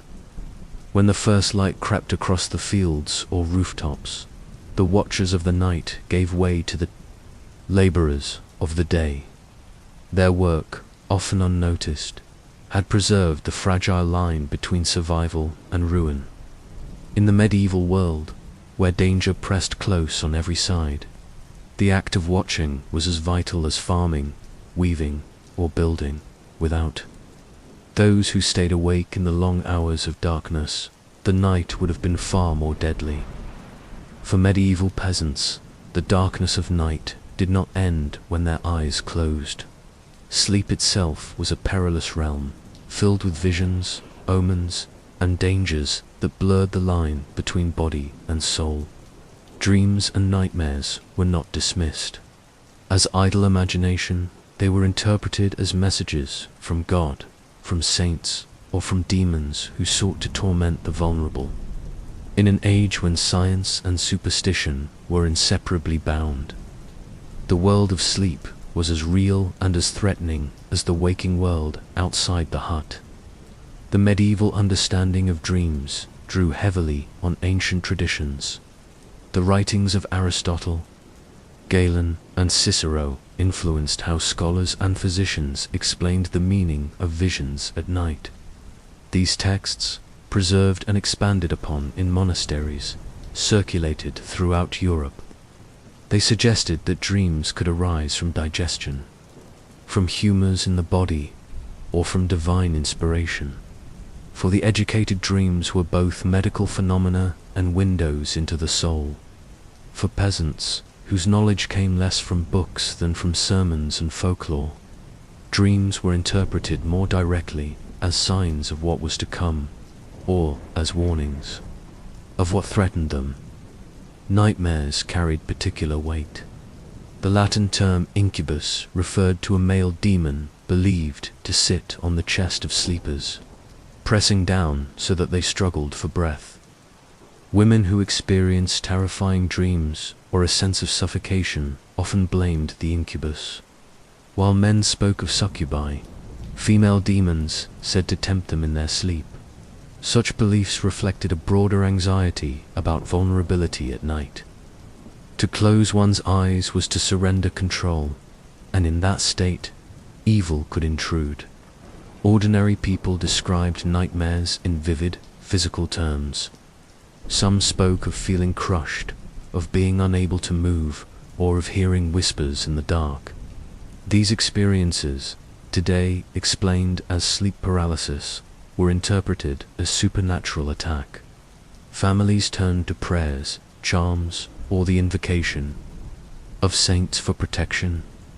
Hanging a crucifix near the bed, reciting the Lord's Prayer before sleep, or sprinkling holy water were common defenses. The supernatural and the psychological were inseparable in this world of nightly fear. Dreams, however, were not always ominous. Many peasants believed that dreams offered glimpses of the future. A dream of overflowing granaries might be taken as a sign of an abundant harvest. A dream of wolves could foretell danger to livestock. The interpretation of such visions often fell to local wise women, priests, or elders who combined folk wisdom with Christian teaching. Collections of dream interpretations, sometimes copied into manuscripts, circulated across Europe. These dream books matched common visions with possible meanings. Seeing fire meant conflict. Water signaled change. Animals carried specific omens. Though peasants rarely read such texts directly, their ideas filtered into oral culture. Religious visions and dreams were also widely reported. Saints appeared to ordinary people in their sleep, offering comfort, healing, or commands. Pilgrims sometimes embarked on journeys after receiving such visions, believing them to be divine instructions. The Church accepted some dreams as genuine revelations, while condemning others as demonic illusions. The challenge lay in discerning the source. Was a dream from God, from the natural workings of the body, or from the devil? This uncertainty made the dream world a contested and dangerous space. The association between dreams and the soul deepened the anxiety of sleep. Medieval thinkers believed that the soul wandered during the night, vulnerable to attack. To dream of falling, drowning, or being chased might be interpreted as the soul struggling against unseen enemies. If someone died in their sleep, it was sometimes explained as demons having successfully claimed their soul. This made nightly prayers vital. To commend one's soul to God before bed was both habit and necessity. Dreams also reflected the harsh realities of peasant life. Hunger-shaped dreams of food, fear of wolves, thieves, or famine manifested in visions of pursuit and loss. The fragility of existence was echoed in the fragility of sleep, where anxieties transformed into haunting images. For those who lived with constant uncertainty, the mind replayed dangers even in the supposed refuge of night. Monasteries, too, recorded dreams with seriousness. Monks spoke of visions that revealed moral lessons or warned of sin. In hagiographies, the biographies of saints' dreams often served as pivotal moments, marking divine intervention. For example, Saint Benedict was said to receive visions in his sleep that guided his actions. Such stories reinforce the idea that dreams were not random but meaningful, shaping the faith and practice of both clergy and laity. Superstitions surrounded the very act of recounting dreams. To share a dream in the morning could be seen as dangerous, especially if it involved omens of death. Some believed that speaking a dream aloud gave it power, ensuring its fulfillment. Others held that dreams should be confessed to a priest who could discern their meaning in the light of Scripture. The line between personal vision and communal consequence was thin. Peasants developed small rituals to protect themselves against nightmares. Placing an iron object near the bed was thought to repel demons. Herbs such as St. John's wort or valerian were believed to ward off bad dreams. Charms inscribed with prayers were sometimes worn at night, though such objects skirted the line of official church approval. What mattered most was the belief that action could resist the supernatural threats of sleep. The silence of the night amplified these fears. In smoky huts, families lay in close quarters, but dreams remained solitary experiences. A child crying out from a nightmare might wake others, spreading unease. Adults, too, sometimes woke in terror, their hearts racing, their breathing shallow. With little means to understand these experiences beyond spiritual frameworks, peasants lived with the constant sense that sleep was as risky as wakefulness. Despite the dangers, the cycle of dreams continued. Night after night, medieval peasants entered the realm of visions, unsure whether they would bring comfort, terror, or revelation. For them, the boundary between natural and supernatural was porous. The night was not simply absence of light, but a time when the soul itself was exposed to forces beyond human control, to modern science. Dreams may be explained by psychology and physiology, but in the medieval imagination, they were threads connecting earth to heaven, body to soul, man to spirit. Nightmares revealed the presence of demons, while visions of saints affirmed divine grace. Every dream was a message, and every nightmare a battle. For peasants lying on their straw beds, smoke stinging their lungs, the night was never silent. Even in sleep, the darkness spoke. Winter in medieval Europe was not merely a season, it was a trial, an unrelenting force that tested the limits of human endurance. For peasants, already living at the edge of survival, the cold months could mean the difference between life and death. When the sun set early and darkness stretched for 14 hours, the struggle intensified. Cold, hunger, and illness combined into a single, overwhelming enemy. To lie down on a straw bed in midwinter was to enter the night with no guarantee of waking again. The medieval climate was harsher than today in many regions. Between the 14th and 19th centuries, Europe experienced what historians call the Little Ice Age, a period of colder temperatures that deepened the misery of winter. Even before this shift, winters were long and severe. Snow-blanketed fields, freezing rivers halted transport, and bitter winds seeped through cracks in waterland daub huts. With no insulation and only open hearths for warmth, homes offered little refuge. The walls themselves seemed to radiate cold, and frost often crept across the inside surfaces. Fire was the heart of survival. Families gathered close to the hearth, feeding it with wood, peat, or dried dung.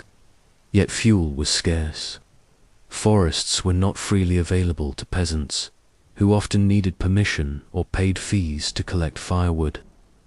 Dung burned poorly and filled huts with acrid smoke. Peat provided steadier heat, but was limited to certain regions. Many nights, the fire was banked under ash, its warmth fading to a faint glow. Families lay shivering, relying on body heat and rough blankets to endure the freezing hours. Animals played an essential role. Cows, goats, and sheep were brought indoors, their warmth supplementing the fire. The mingling of human and animal breath thickened the air, but it could mean the difference between survival and death. The sound of livestock shifting in the night was a reassurance, a reminder of life in the deadly silence of winter. Yet this closeness also carried risks. Fleas, lice, and respiratory illness thrived in such crowded, smoky spaces. Food shortages sharpened the trial of winter. By January or February, stores from the last harvest dwindled. Bread grew coarse, stretched with fillers such as acorns, chaff, or ground peas. Salted meat, if it existed at all for peasants, was rationed to the smallest portions. Many relied on thin pottages of beans, roots, or whatever scraps remained. Hunger compounded the cold, leaving bodies weaker and more susceptible to illness. The so-called hungry gap loomed especially large in these months, when the land provided nothing. Fresh and hope was pinned on the coming spring. Illness struck hard in winter. Cold air and malnutrition weakened immune systems, and smoky, crowded huts became breeding grounds for disease. Fevers, coughs, and respiratory infections spread easily. For children and the elderly, these illnesses were often fatal. Medieval medicine offered little relief. Remedies of herbs or charms were used, But without antibiotics or modern treatments, survival depended on endurance and fortune. The association of winter nights with death was deeply ingrained in cultural memory.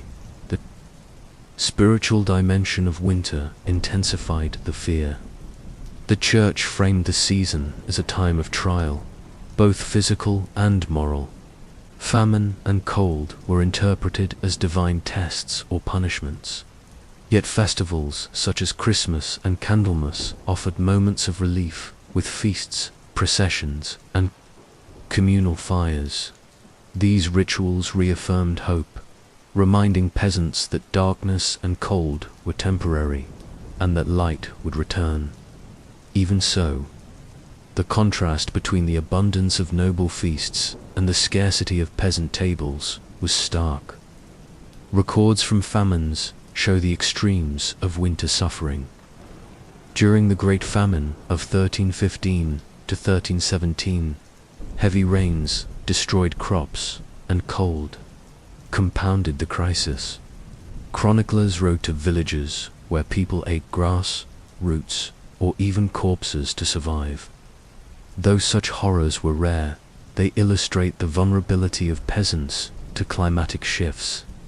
Even in ordinary winters, death from cold or hunger was common. Entire families could be lost in a single harsh season, their huts standing silent. Reminders of nature's power. Winter nights also carried psychological weight. The long hours of darkness seemed endless, broken only by the faint glow of the hearth.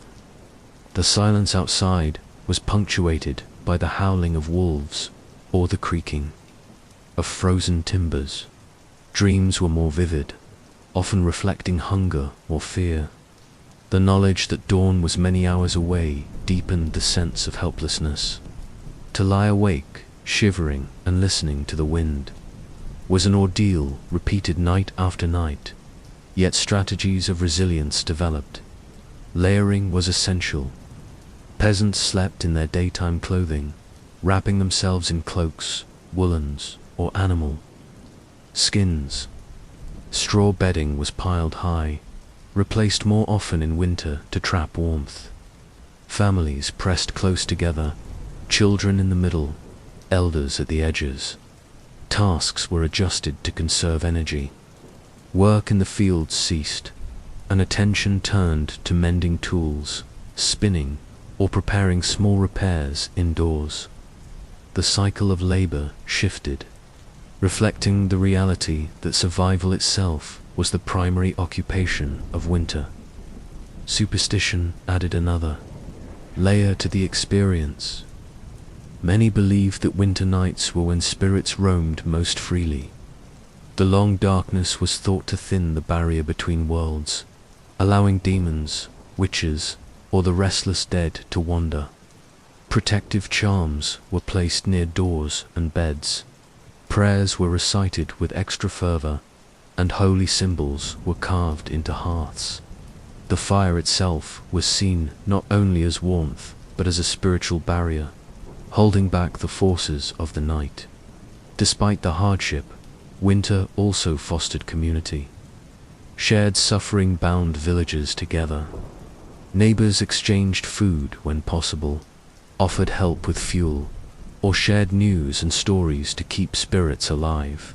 Festivals, even when modest, reinforced solidarity. Candlelight processions through snowy fields, communal fires, and shared prayers provided moments of warmth that transcended the physical cold. These traditions reflected the human need to find light, literal and symbolic, in the darkest season. By dawn, frost coated the earth, and the trial of the night ended, only to begin again the next evening. Winter in medieval Europe was a relentless cycle, a season that revealed the fragility of human life and the resilience required to endure it.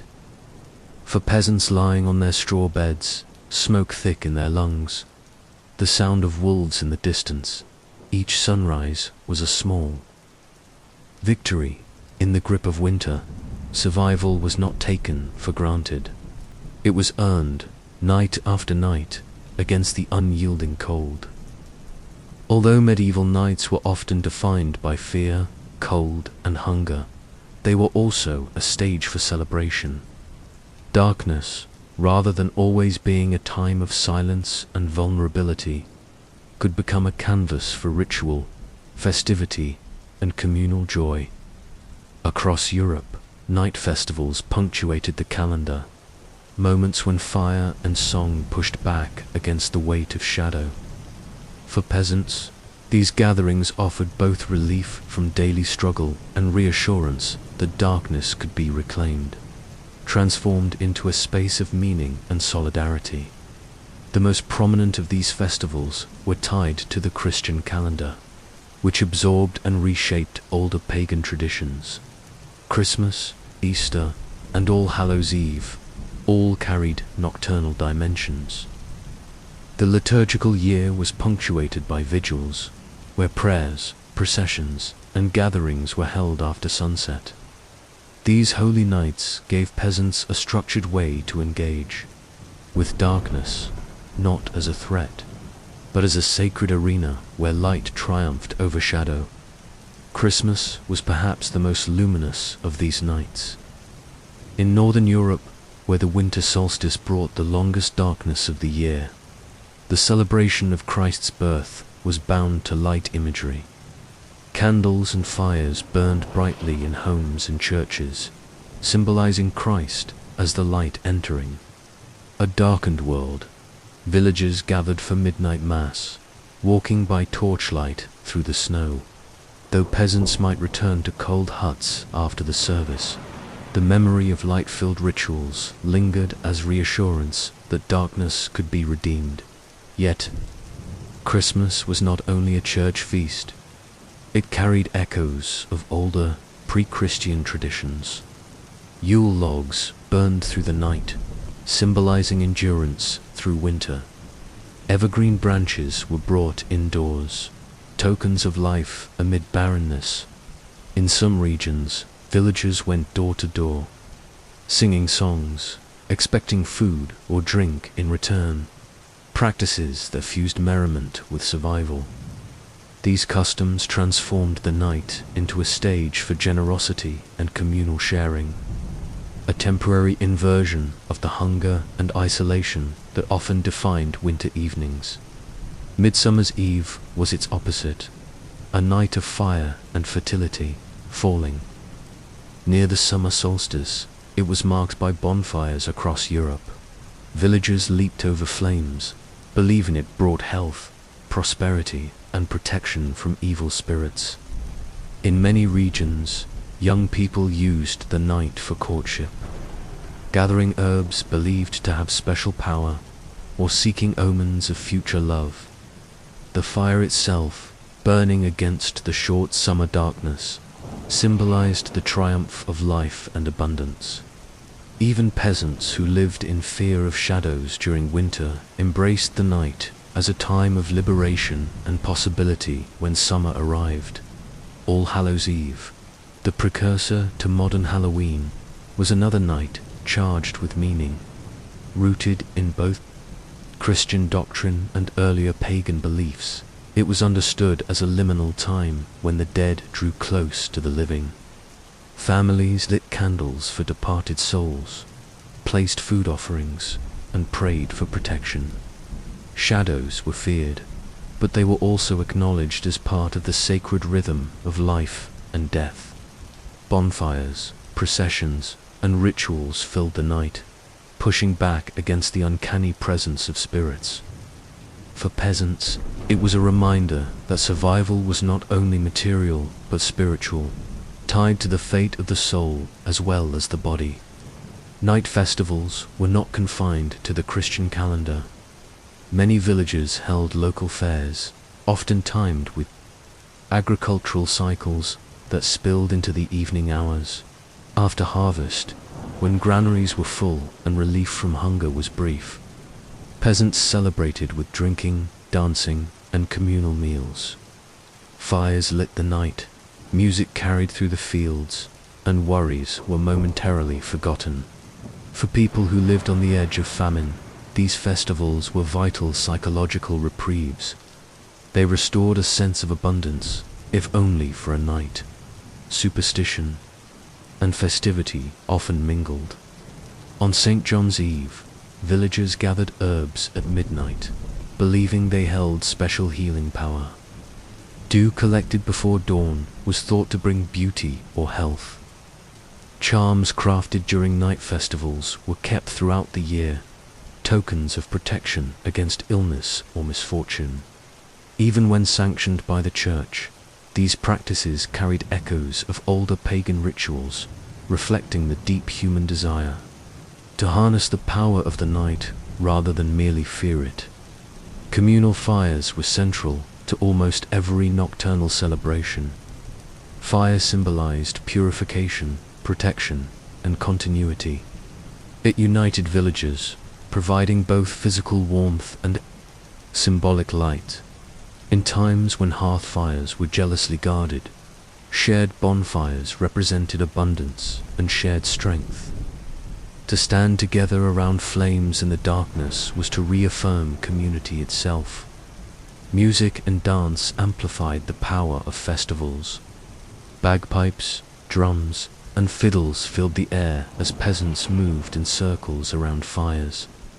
Dances were often communal, emphasizing unity rather than individual display. Singing, too, carried spiritual and social weight.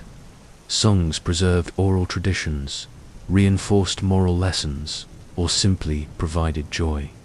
To sing at night, when ordinary hours were marked by silence and fear, was an act of defiance against the darkness. The church both encouraged and restricted these festivities.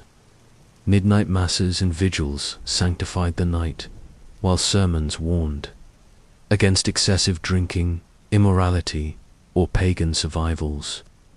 Authorities often tried to regulate how festivals unfolded, but their efforts were only partly successful. The need for release, for joy in the midst of hardship, ensured that peasants would continue to celebrate in their own way. Night festivals became a point of negotiation between religious authority and folk tradition, blending sacred and secular into a single experience. Urban centers brought their own dimension to night celebrations. In towns, markets, and fairs extended into evening hours, torches lighting stalls and streets. Guilds and fraternities sponsored feasts, processions, and plays, some staged after sunset. Mystery plays, dramatizing biblical stories, were sometimes performed in open squares by torchlight, transforming the night into a stage of instruction and spectacle. For peasants who traveled into towns for such events, these experiences offered glimpses of grandeur otherwise absent from their daily lives. For all their joy, festivals carried risk. Crowds and fire were dangerous in wooden villages, and accidents sometimes led to catastrophe. Authorities worried about disorder, as drinking and revelry could turn to violence. Yet despite these dangers, night festivals endured, precisely because they addressed the deepest needs of medieval communities: to make sense of darkness, to find unity in hardship, and to celebrate life in the face of constant threat. For peasants, the memory of festivals lingered long after the fires burned out. In the depths of winter, they recalled Christmas candles. In the hunger of spring, they remembered the abundance of harvest feasts. In moments of fear, they held on to charms gathered on St. John's Eve. Night festivals were not isolated events. They were woven into the rhythm of survival, sustaining hope and reinforcing belief that darkness, however threatening, was never absolute. In the medieval world, the night was both feared and embraced. It was the domain of wolves, thieves, and demons, but also of fire, song, and shared ritual. Festivals revealed the dual nature of darkness. a space of danger, but also a stage for light. For the peasants who lived by the fragile balance of day and night, these celebrations proved that even the deepest shadow could be transformed, if only for a few hours, into warmth, joy, and meaning. The medieval night was not only a time of fear, prayer, and survival.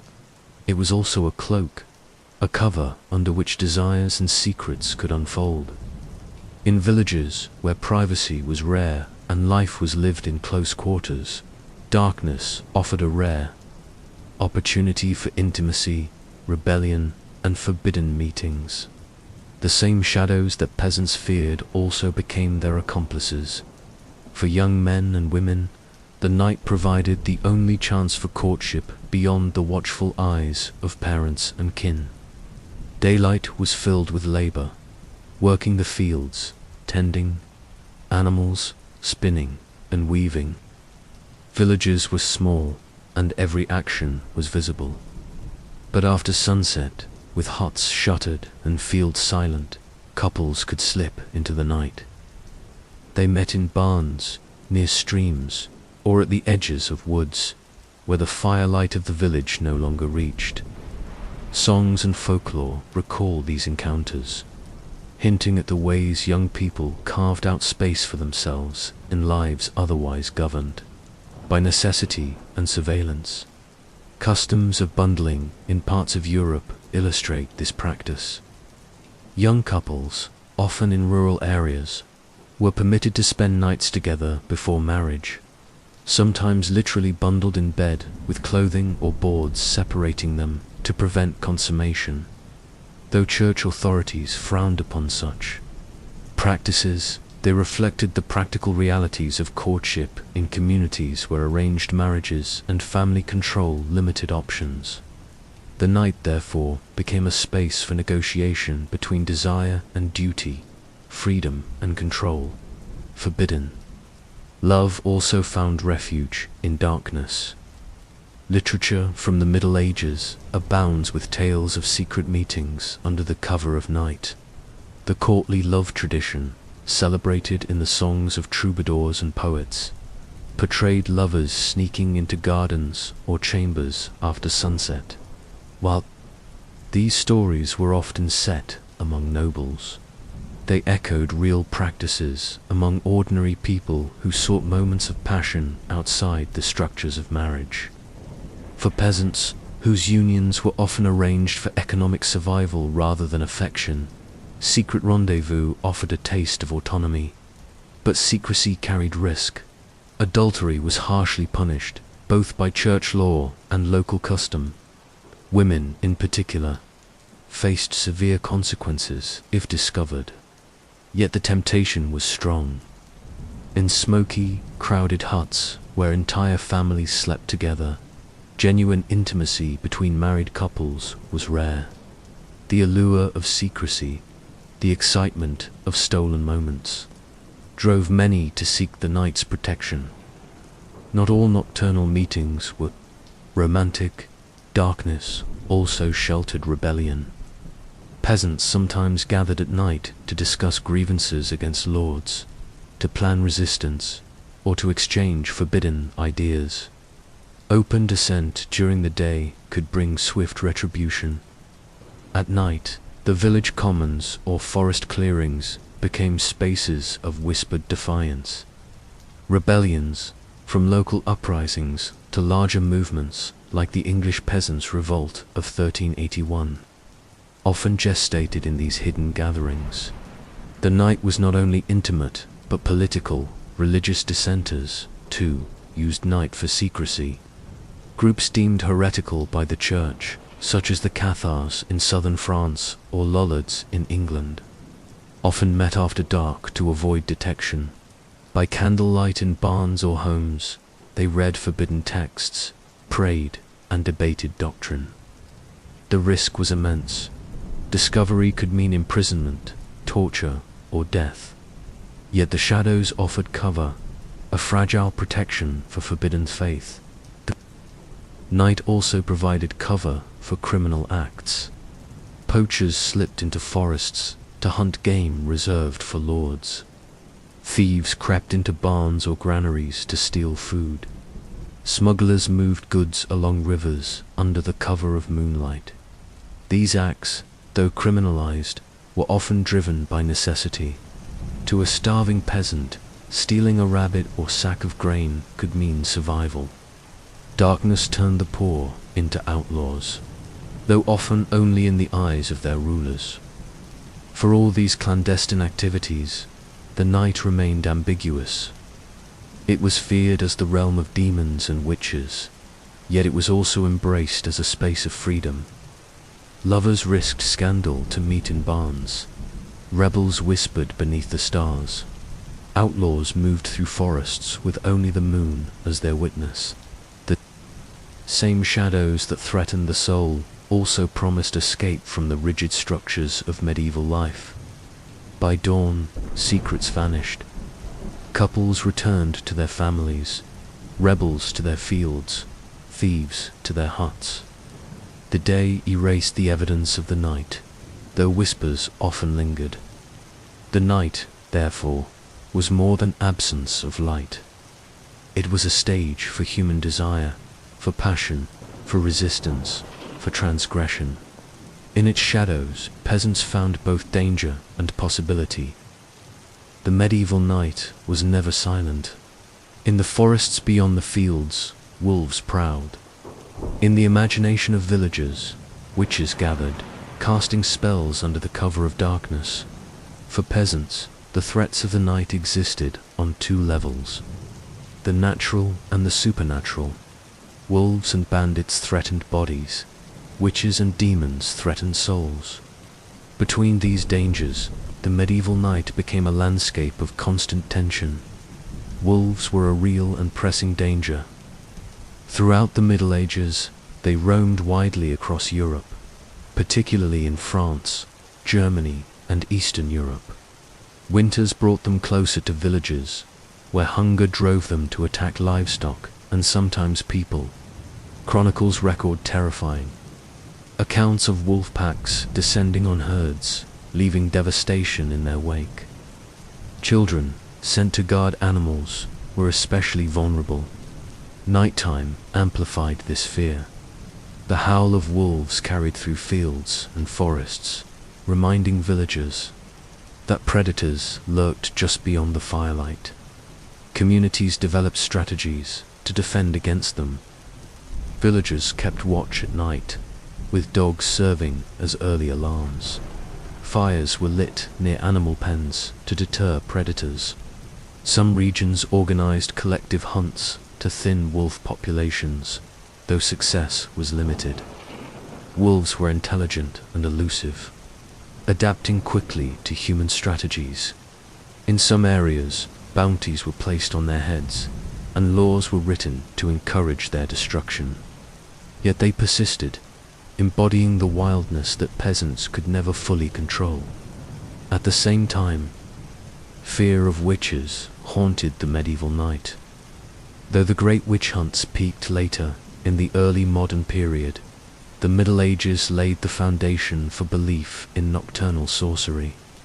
Church authorities preached that witches consorted with the devil, gathering at night to perform rituals and spread harm. Peasants internalized these fears, interpreting misfortune, failed harvests, sick animals, sudden deaths as the work of malevolent neighbors who wielded dark power. The night was thought to be the time when witches were strongest. By moonlight, they were believed to gather in forests or abandoned buildings, forming covens where they cast spells, danced, and swore allegiance to the devil. Tales spread of witches flying through the air, riding animals, or transforming into creatures to slip unseen into homes.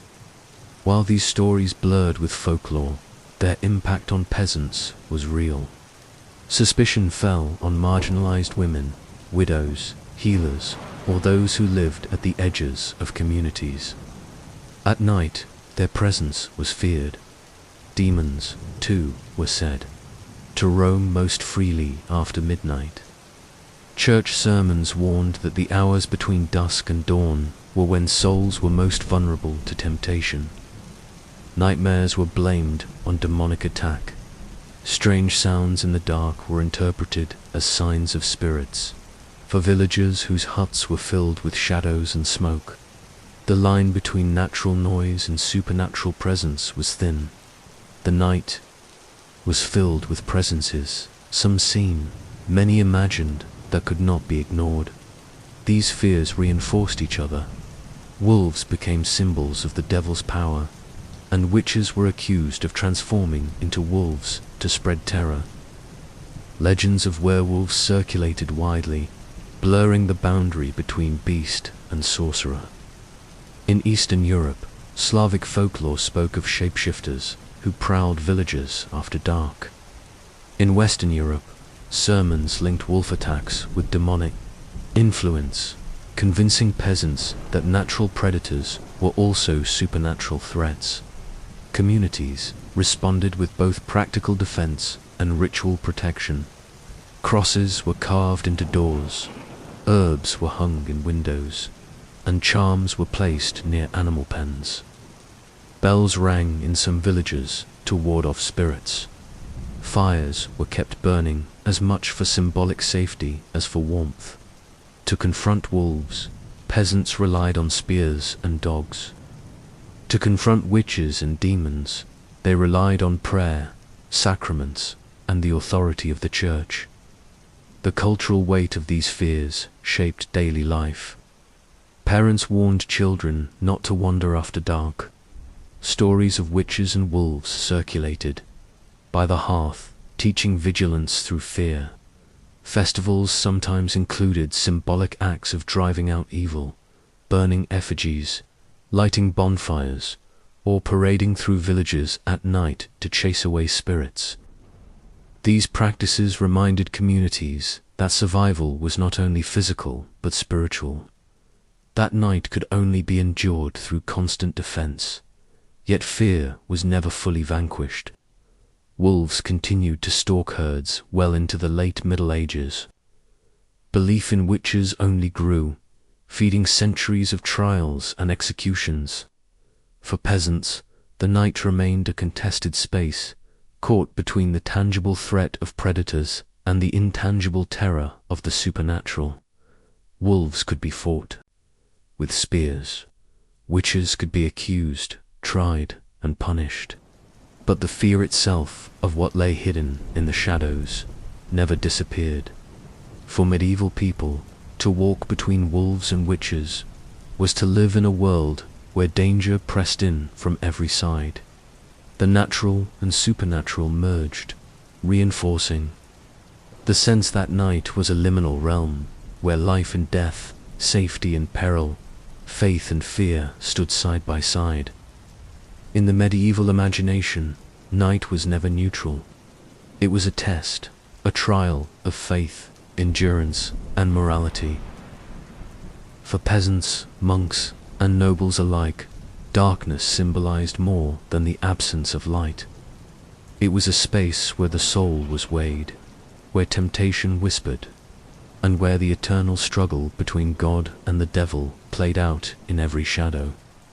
To pass through the night was to confront both physical dangers and spiritual trials. Christian teaching reinforced this perception. Scripture described light as divine and darkness as the realm of sin. Preachers warned that the devil prowled most actively after sunset, seeking to ensnare the unwary. Midnight, in particular, was spoken of as the devil's hour, when temptation struck hardest and demons pressed closest to the soul. For the faithful, prayers before bed were not optional. They were weapons. A whispered Pater Noster or Ave Maria marked the boundary between safety and peril.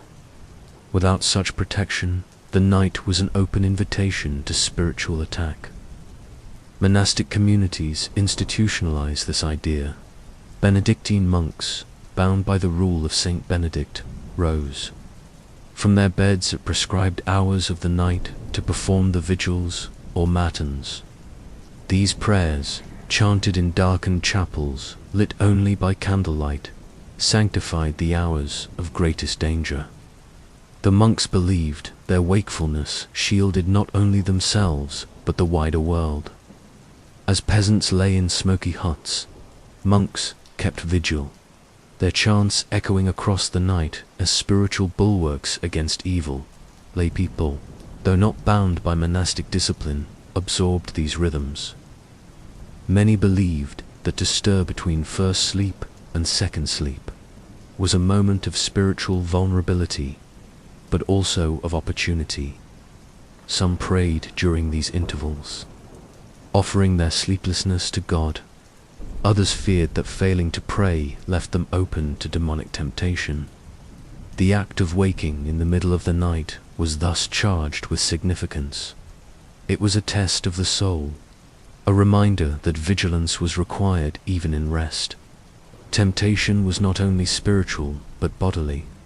Sermons often warned against lustful thoughts at night, emphasizing that the vulnerability of sleep was fertile ground for sin. Nocturnal emissions, poorly understood, were attributed to demonic influence. Incubi and succubi, demons who preyed on sleepers, became part of the moral vocabulary, reinforcing the idea that night was a time when the body itself betrayed the soul. For peasants who slept in crowded huts where privacy was absent, shame mingled with fear, deepening the sense that the night was spiritually perilous. Dreams, too, were seen as part of this trial. A holy dream could inspire devotion, but a sinful one could condemn. Confessors sometimes asked about dreams, urging penitents to recognize whether their visions came from God or the devil. To dream of lust, violence, or greed was considered evidence of weakness, even if the dreamer had no control over it. In this way, the night tested even the subconscious, turning sleep into a battleground where salvation was at stake. Night also forced peasants to confront mortality. Death often came in the night, from illness, cold, or sudden accident. Families prayed not only for survival, but for a good death, one in which the soul was prepared, shielded by sacraments. To die unshriven in the night was feared above all. Hence, the nightly act of commending one's soul to God was deeply ingrained. Each bedtime prayer was a rehearsal for death, a preparation for the possibility that dawn might never come. The Church reinforced these fears through ritual. Candlelight processions, vigils for the dead, and nocturnal prayers emphasized that darkness was a time of testing. Saints were invoked as protectors against the terrors of night. Saint Michael, the archangel who fought the devil, was a frequent intercessor. So was the Virgin Mary, called upon as a shield against temptation.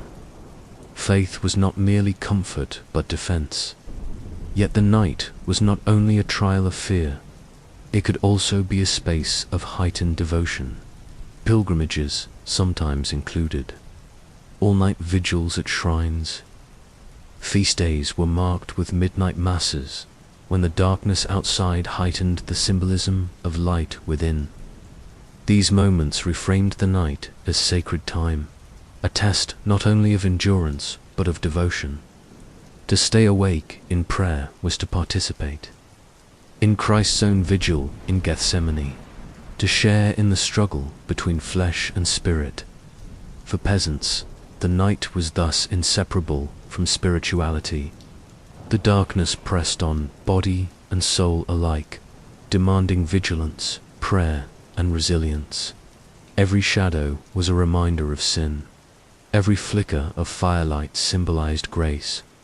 To pass through the night was to undergo a trial, one that repeated itself daily, shaping the rhythms of faith as much as those of labor. For all its dangers, night in the medieval world was not endless. Each dawn brought relief, a reprieve from the long trial of darkness. The first light of day carried immense symbolic and practical meaning. It marked survival, the renewal of labor, and the assurance that life continued. For peasants who endured fear, hunger, and cold, the rising sun was not taken for granted. It was a victory. Medieval life was bound to natural rhythms. Without clocks or artificial light, people measured time by the sun. Dawn signaled the start of the day's work. In villages, roosters crowed, bells rang from parish churches, and families stirred from their smoky huts. Fires were rekindled from embers carefully banked overnight. Animals were fed and milked, and fields called for labor. The relief of morning was not idleness, but activity. It was the return of order after the chaos of night. Symbolically, dawn represented triumph. In Christian thought, the light of day embodied God's grace, pushing back the darkness of sin. Sermons often likened sunrise to the resurrection, the assurance that life overcame death. For peasants, this symbolism was reinforced daily. To survive the night was to be granted another chance at life, another day of toil, faith, and endurance. Communal rhythms reflected this joy. Villagers often rang bells at dawn, not only to mark time, but to announce survival. The sound carried reassurance, reminding everyone that life continued despite the night's dangers. In monasteries, dawn was sanctified with lauds, the prayer service that greeted the new day. Monks chanted psalms of praise as the sun rose, embodying the belief that light was God's daily gift. These rituals connected peasants and clergy alike to a shared sense of renewal. Dawn also brought visibility. The shadows that concealed wolves, thieves, and spirits dissolved. Villagers could see their surroundings, confirm their safety, and move without fear. The psychological relief was immense. Tasks that seemed perilous at night, fetching water, tending animals, or simply stepping outside, became ordinary. Once more, for children, the first rays of light dispelled nightmares. For adults, it restored a sense of control. Yet dawn was also a reminder of labor. Survival depended on constant effort, and the new day demanded work in fields, barns, and homes. The relief of morning quickly gave way to the demands of agriculture, plowing, sowing, harvesting, depending on the season. For women, dawn marked the start of spinning, weaving, cooking, and caring for children. In this way, dawn was both gift and burden, the reprieve from danger paired with the return of toil. Cultural traditions reinforced the sacredness of sunrise. Many prayers and charms invoked the first light as protection. Farmers sometimes greeted dawn with blessings over their fields. Travelers set out early, taking advantage of daylight to cover as much distance as possible before night forced them to stop. Festivals occasionally marked sunrise with rituals, such as Easter vigils that ended with the rising sun, symbolizing Christ's triumph over death. Even in art and literature, dawn carried symbolic weight. Poets described it as the moment of renewed hope, lovers as the time of parting, and preachers as the metaphor for salvation. The contrast with night could not have been sharper. Darkness was uncertainty, temptation, and fear. Light was clarity, safety, and grace. For peasants who endured the medieval night, this symbolism was not abstract. It was lived experience. The relief of dawn did not erase the hardships of night, but it gave them meaning. To endure darkness was to earn the blessing of light. Every sunrise was proof of resilience, a reminder that survival was possible even in the harshest conditions. This cycle shaped the medieval worldview. Life itself was a rhythm of trial and relief, of death and rebirth. of night and day. 4. The medieval peasant. Then dawn was more than the beginning of another day's labor. It was the breaking of the night, the restoration of safety, and the renewal of hope. In a world where every night was a trial, morning was the reward. It was the reassurance that the sun had not abandoned them, that God's grace had triumphed once more, and that life, fragile though it was, continued. The medieval night may seem distant, a world of straw beds, smoky huts, and prayers whispered in fear. Yet its rhythms and practices still echo in our lives today. Modern science, archaeology, and cultural memory reveal that many of the ways medieval people experienced sleep, from segmented rest to the symbolism of night, linger beneath the surface of our own habits. One of the most striking survivals is the memory of two sleeps. Historical records across Europe describe the rhythm of first sleep and second sleep, separated by a waking interval in the middle of the night. In the modern age, we think of continuous, unbroken sleep as natural, but experiments have shown that in conditions of total darkness, the human body often reverts to segmented patterns. The medieval night, with its long hours and limited artificial light, nurtured this biphasic sleep cycle. Even today, traces remain. Insomnia, for instance, is often defined as a disorder. But in pre-industrial societies, waking in the middle of the night was ordinary. People prayed, conversed quietly, or tended small tasks before returning to bed. What we call restlessness may be, in fact, an ancient rhythm resurfacing. The role of light is another echo. Medieval peasants depended on hearth fires, rushlights, and candles. Modern cities glow with electric light, banishing the shadows that once inspired fear.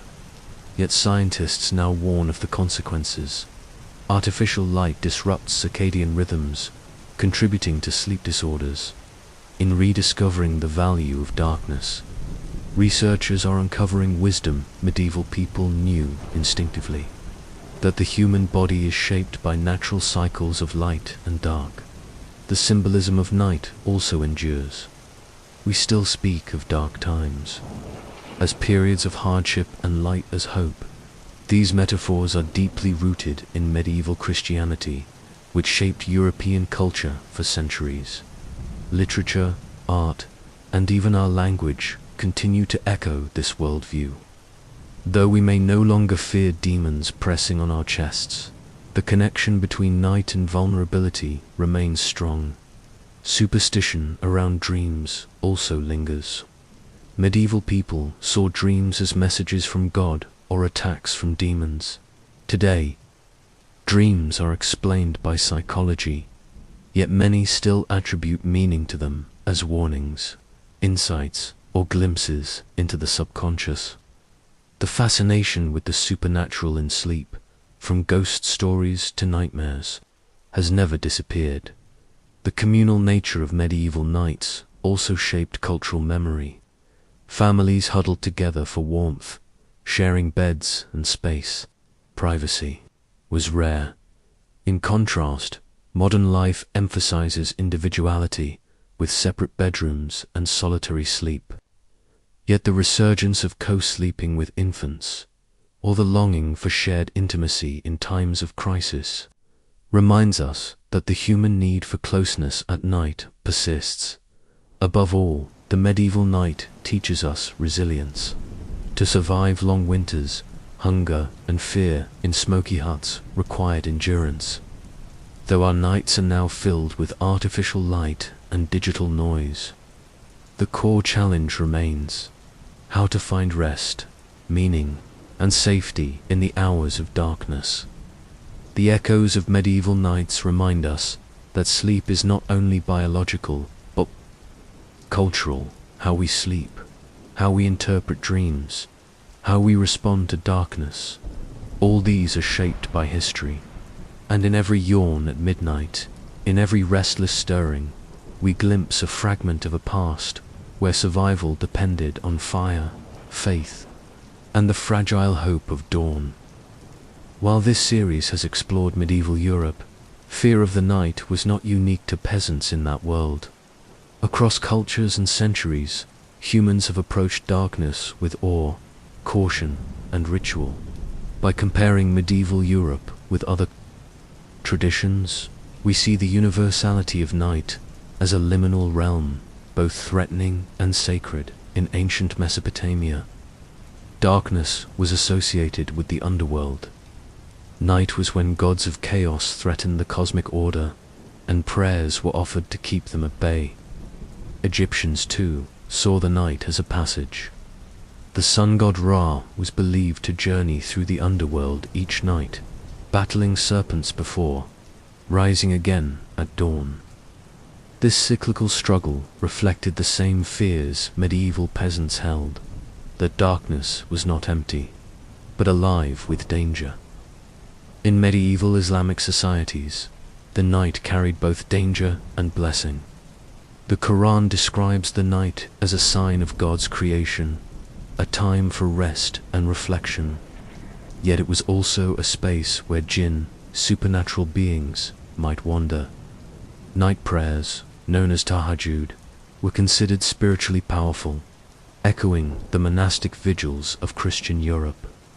The idea that wakefulness at night was a form of devotion shows a striking parallel across faiths. In East Asia, Chinese traditions linked night to yin, the dark receptive force in balance with yang, the bright active principle. Night was not only feared but also respected as part of cosmic harmony. Dreams were seen as journeys of the soul, and protective rituals ensured safe passage. In Japan, folklore spoke of yokai, spirits and creatures who prowled after sunset, like European witches or demons. These beings reinforced the idea that darkness was never neutral. Indigenous cultures, too, developed rituals around night. In many Native American traditions, dreams were seen as vital messages, and night was a time for vision quests. The boundary between human and spiritual worlds thinned after sunset, requiring both reverence and caution. Fires, songs, and dances provided both protection and connection, mirroring European bonfires and vigils. What unites these traditions is the recognition of night as a liminal space, a time when the ordinary order of the world falters, when vulnerability opens the door to both fear and revelation. Medieval peasants feared wolves and demons, while other cultures feared serpents, jinn, or spirits. Yet the response was strikingly similar: prayer, ritual, fire, and community. By examining night across cultures, we see the shared human struggle to make sense of darkness. Whether through Christian vigils, Islamic night prayers, Chinese yin philosophy, or native rituals, humanity has always sought to tame the night with meaning. The medieval peasant, huddled in a smoky hut, was part of a much larger story, one in which all humans confront the same question: how do we endure the hours when the world disappears into shadow? As this journey through the medieval night draws to a close, one truth stands out: the fear of darkness has never truly left us. Though electricity now floods our cities, though wolves are long gone from most of Europe, the memory of night as peril remains etched in human culture. It is a memory built on centuries of survival, endurance, and imagination. Medieval peasants saw the night as a battlefield between life and death. Every sunset carried the threat of freezing, starving, or being attacked by unseen forces. Yet their responses, fire, prayer, community, reveal a resilience that has shaped us still. These strategies, though transformed, remain in our lives today. Night lights in bedrooms echo the rushlights of peasants. Security systems echo. The communal watches of villagers. Midnight prayers echo the vigils of monks. The fear of the night also shaped language and culture. Darkness became a metaphor for ignorance, sin, or despair. Light became the symbol of knowledge, grace, and hope. These associations, rooted in medieval Christianity but present across cultures, continue to define how we speak and think. A child still fears the monster under the bed. Adults still describe troubled times as dark days. Technology has changed the night, but not erased it. Electric lights extend the day into 24 hours. Cities glow so brightly that stars vanish from the sky. Yet modern people grapple with new forms of darkness, loneliness, anxiety, insomnia. The silence of the medieval night has been replaced by the noise of machines. But the struggle to find peace in sleep remains. The long memory of darkness reminds us that human beings are shaped not only by sunlight, but by shadow. We are creatures who once feared wolves beyond the firelight and demons in our dreams. That memory lingers in our rituals, our superstitions, and our metaphors. Night remains a realm of vulnerability, but also of resilience. For medieval peasants, every dawn was a triumph. Their survival through nights of hunger, cold, and fear shaped the endurance of entire generations. In their prayers, their fires, their songs, and their festivals, we glimpse a legacy that still resonates. The medieval night was more than hardship. It was the crucible in which human faith, imagination, and community were tested and strengthened today. When we flip a switch to banish darkness, we rarely remember the centuries when such an act was unimaginable. Yet in doing so, we carry forward the same desire, to push back against the night, to find safety, and to endure until morning. The long memory of darkness is not only history, it is the inheritance of every human who has ever waited for the light of dawn.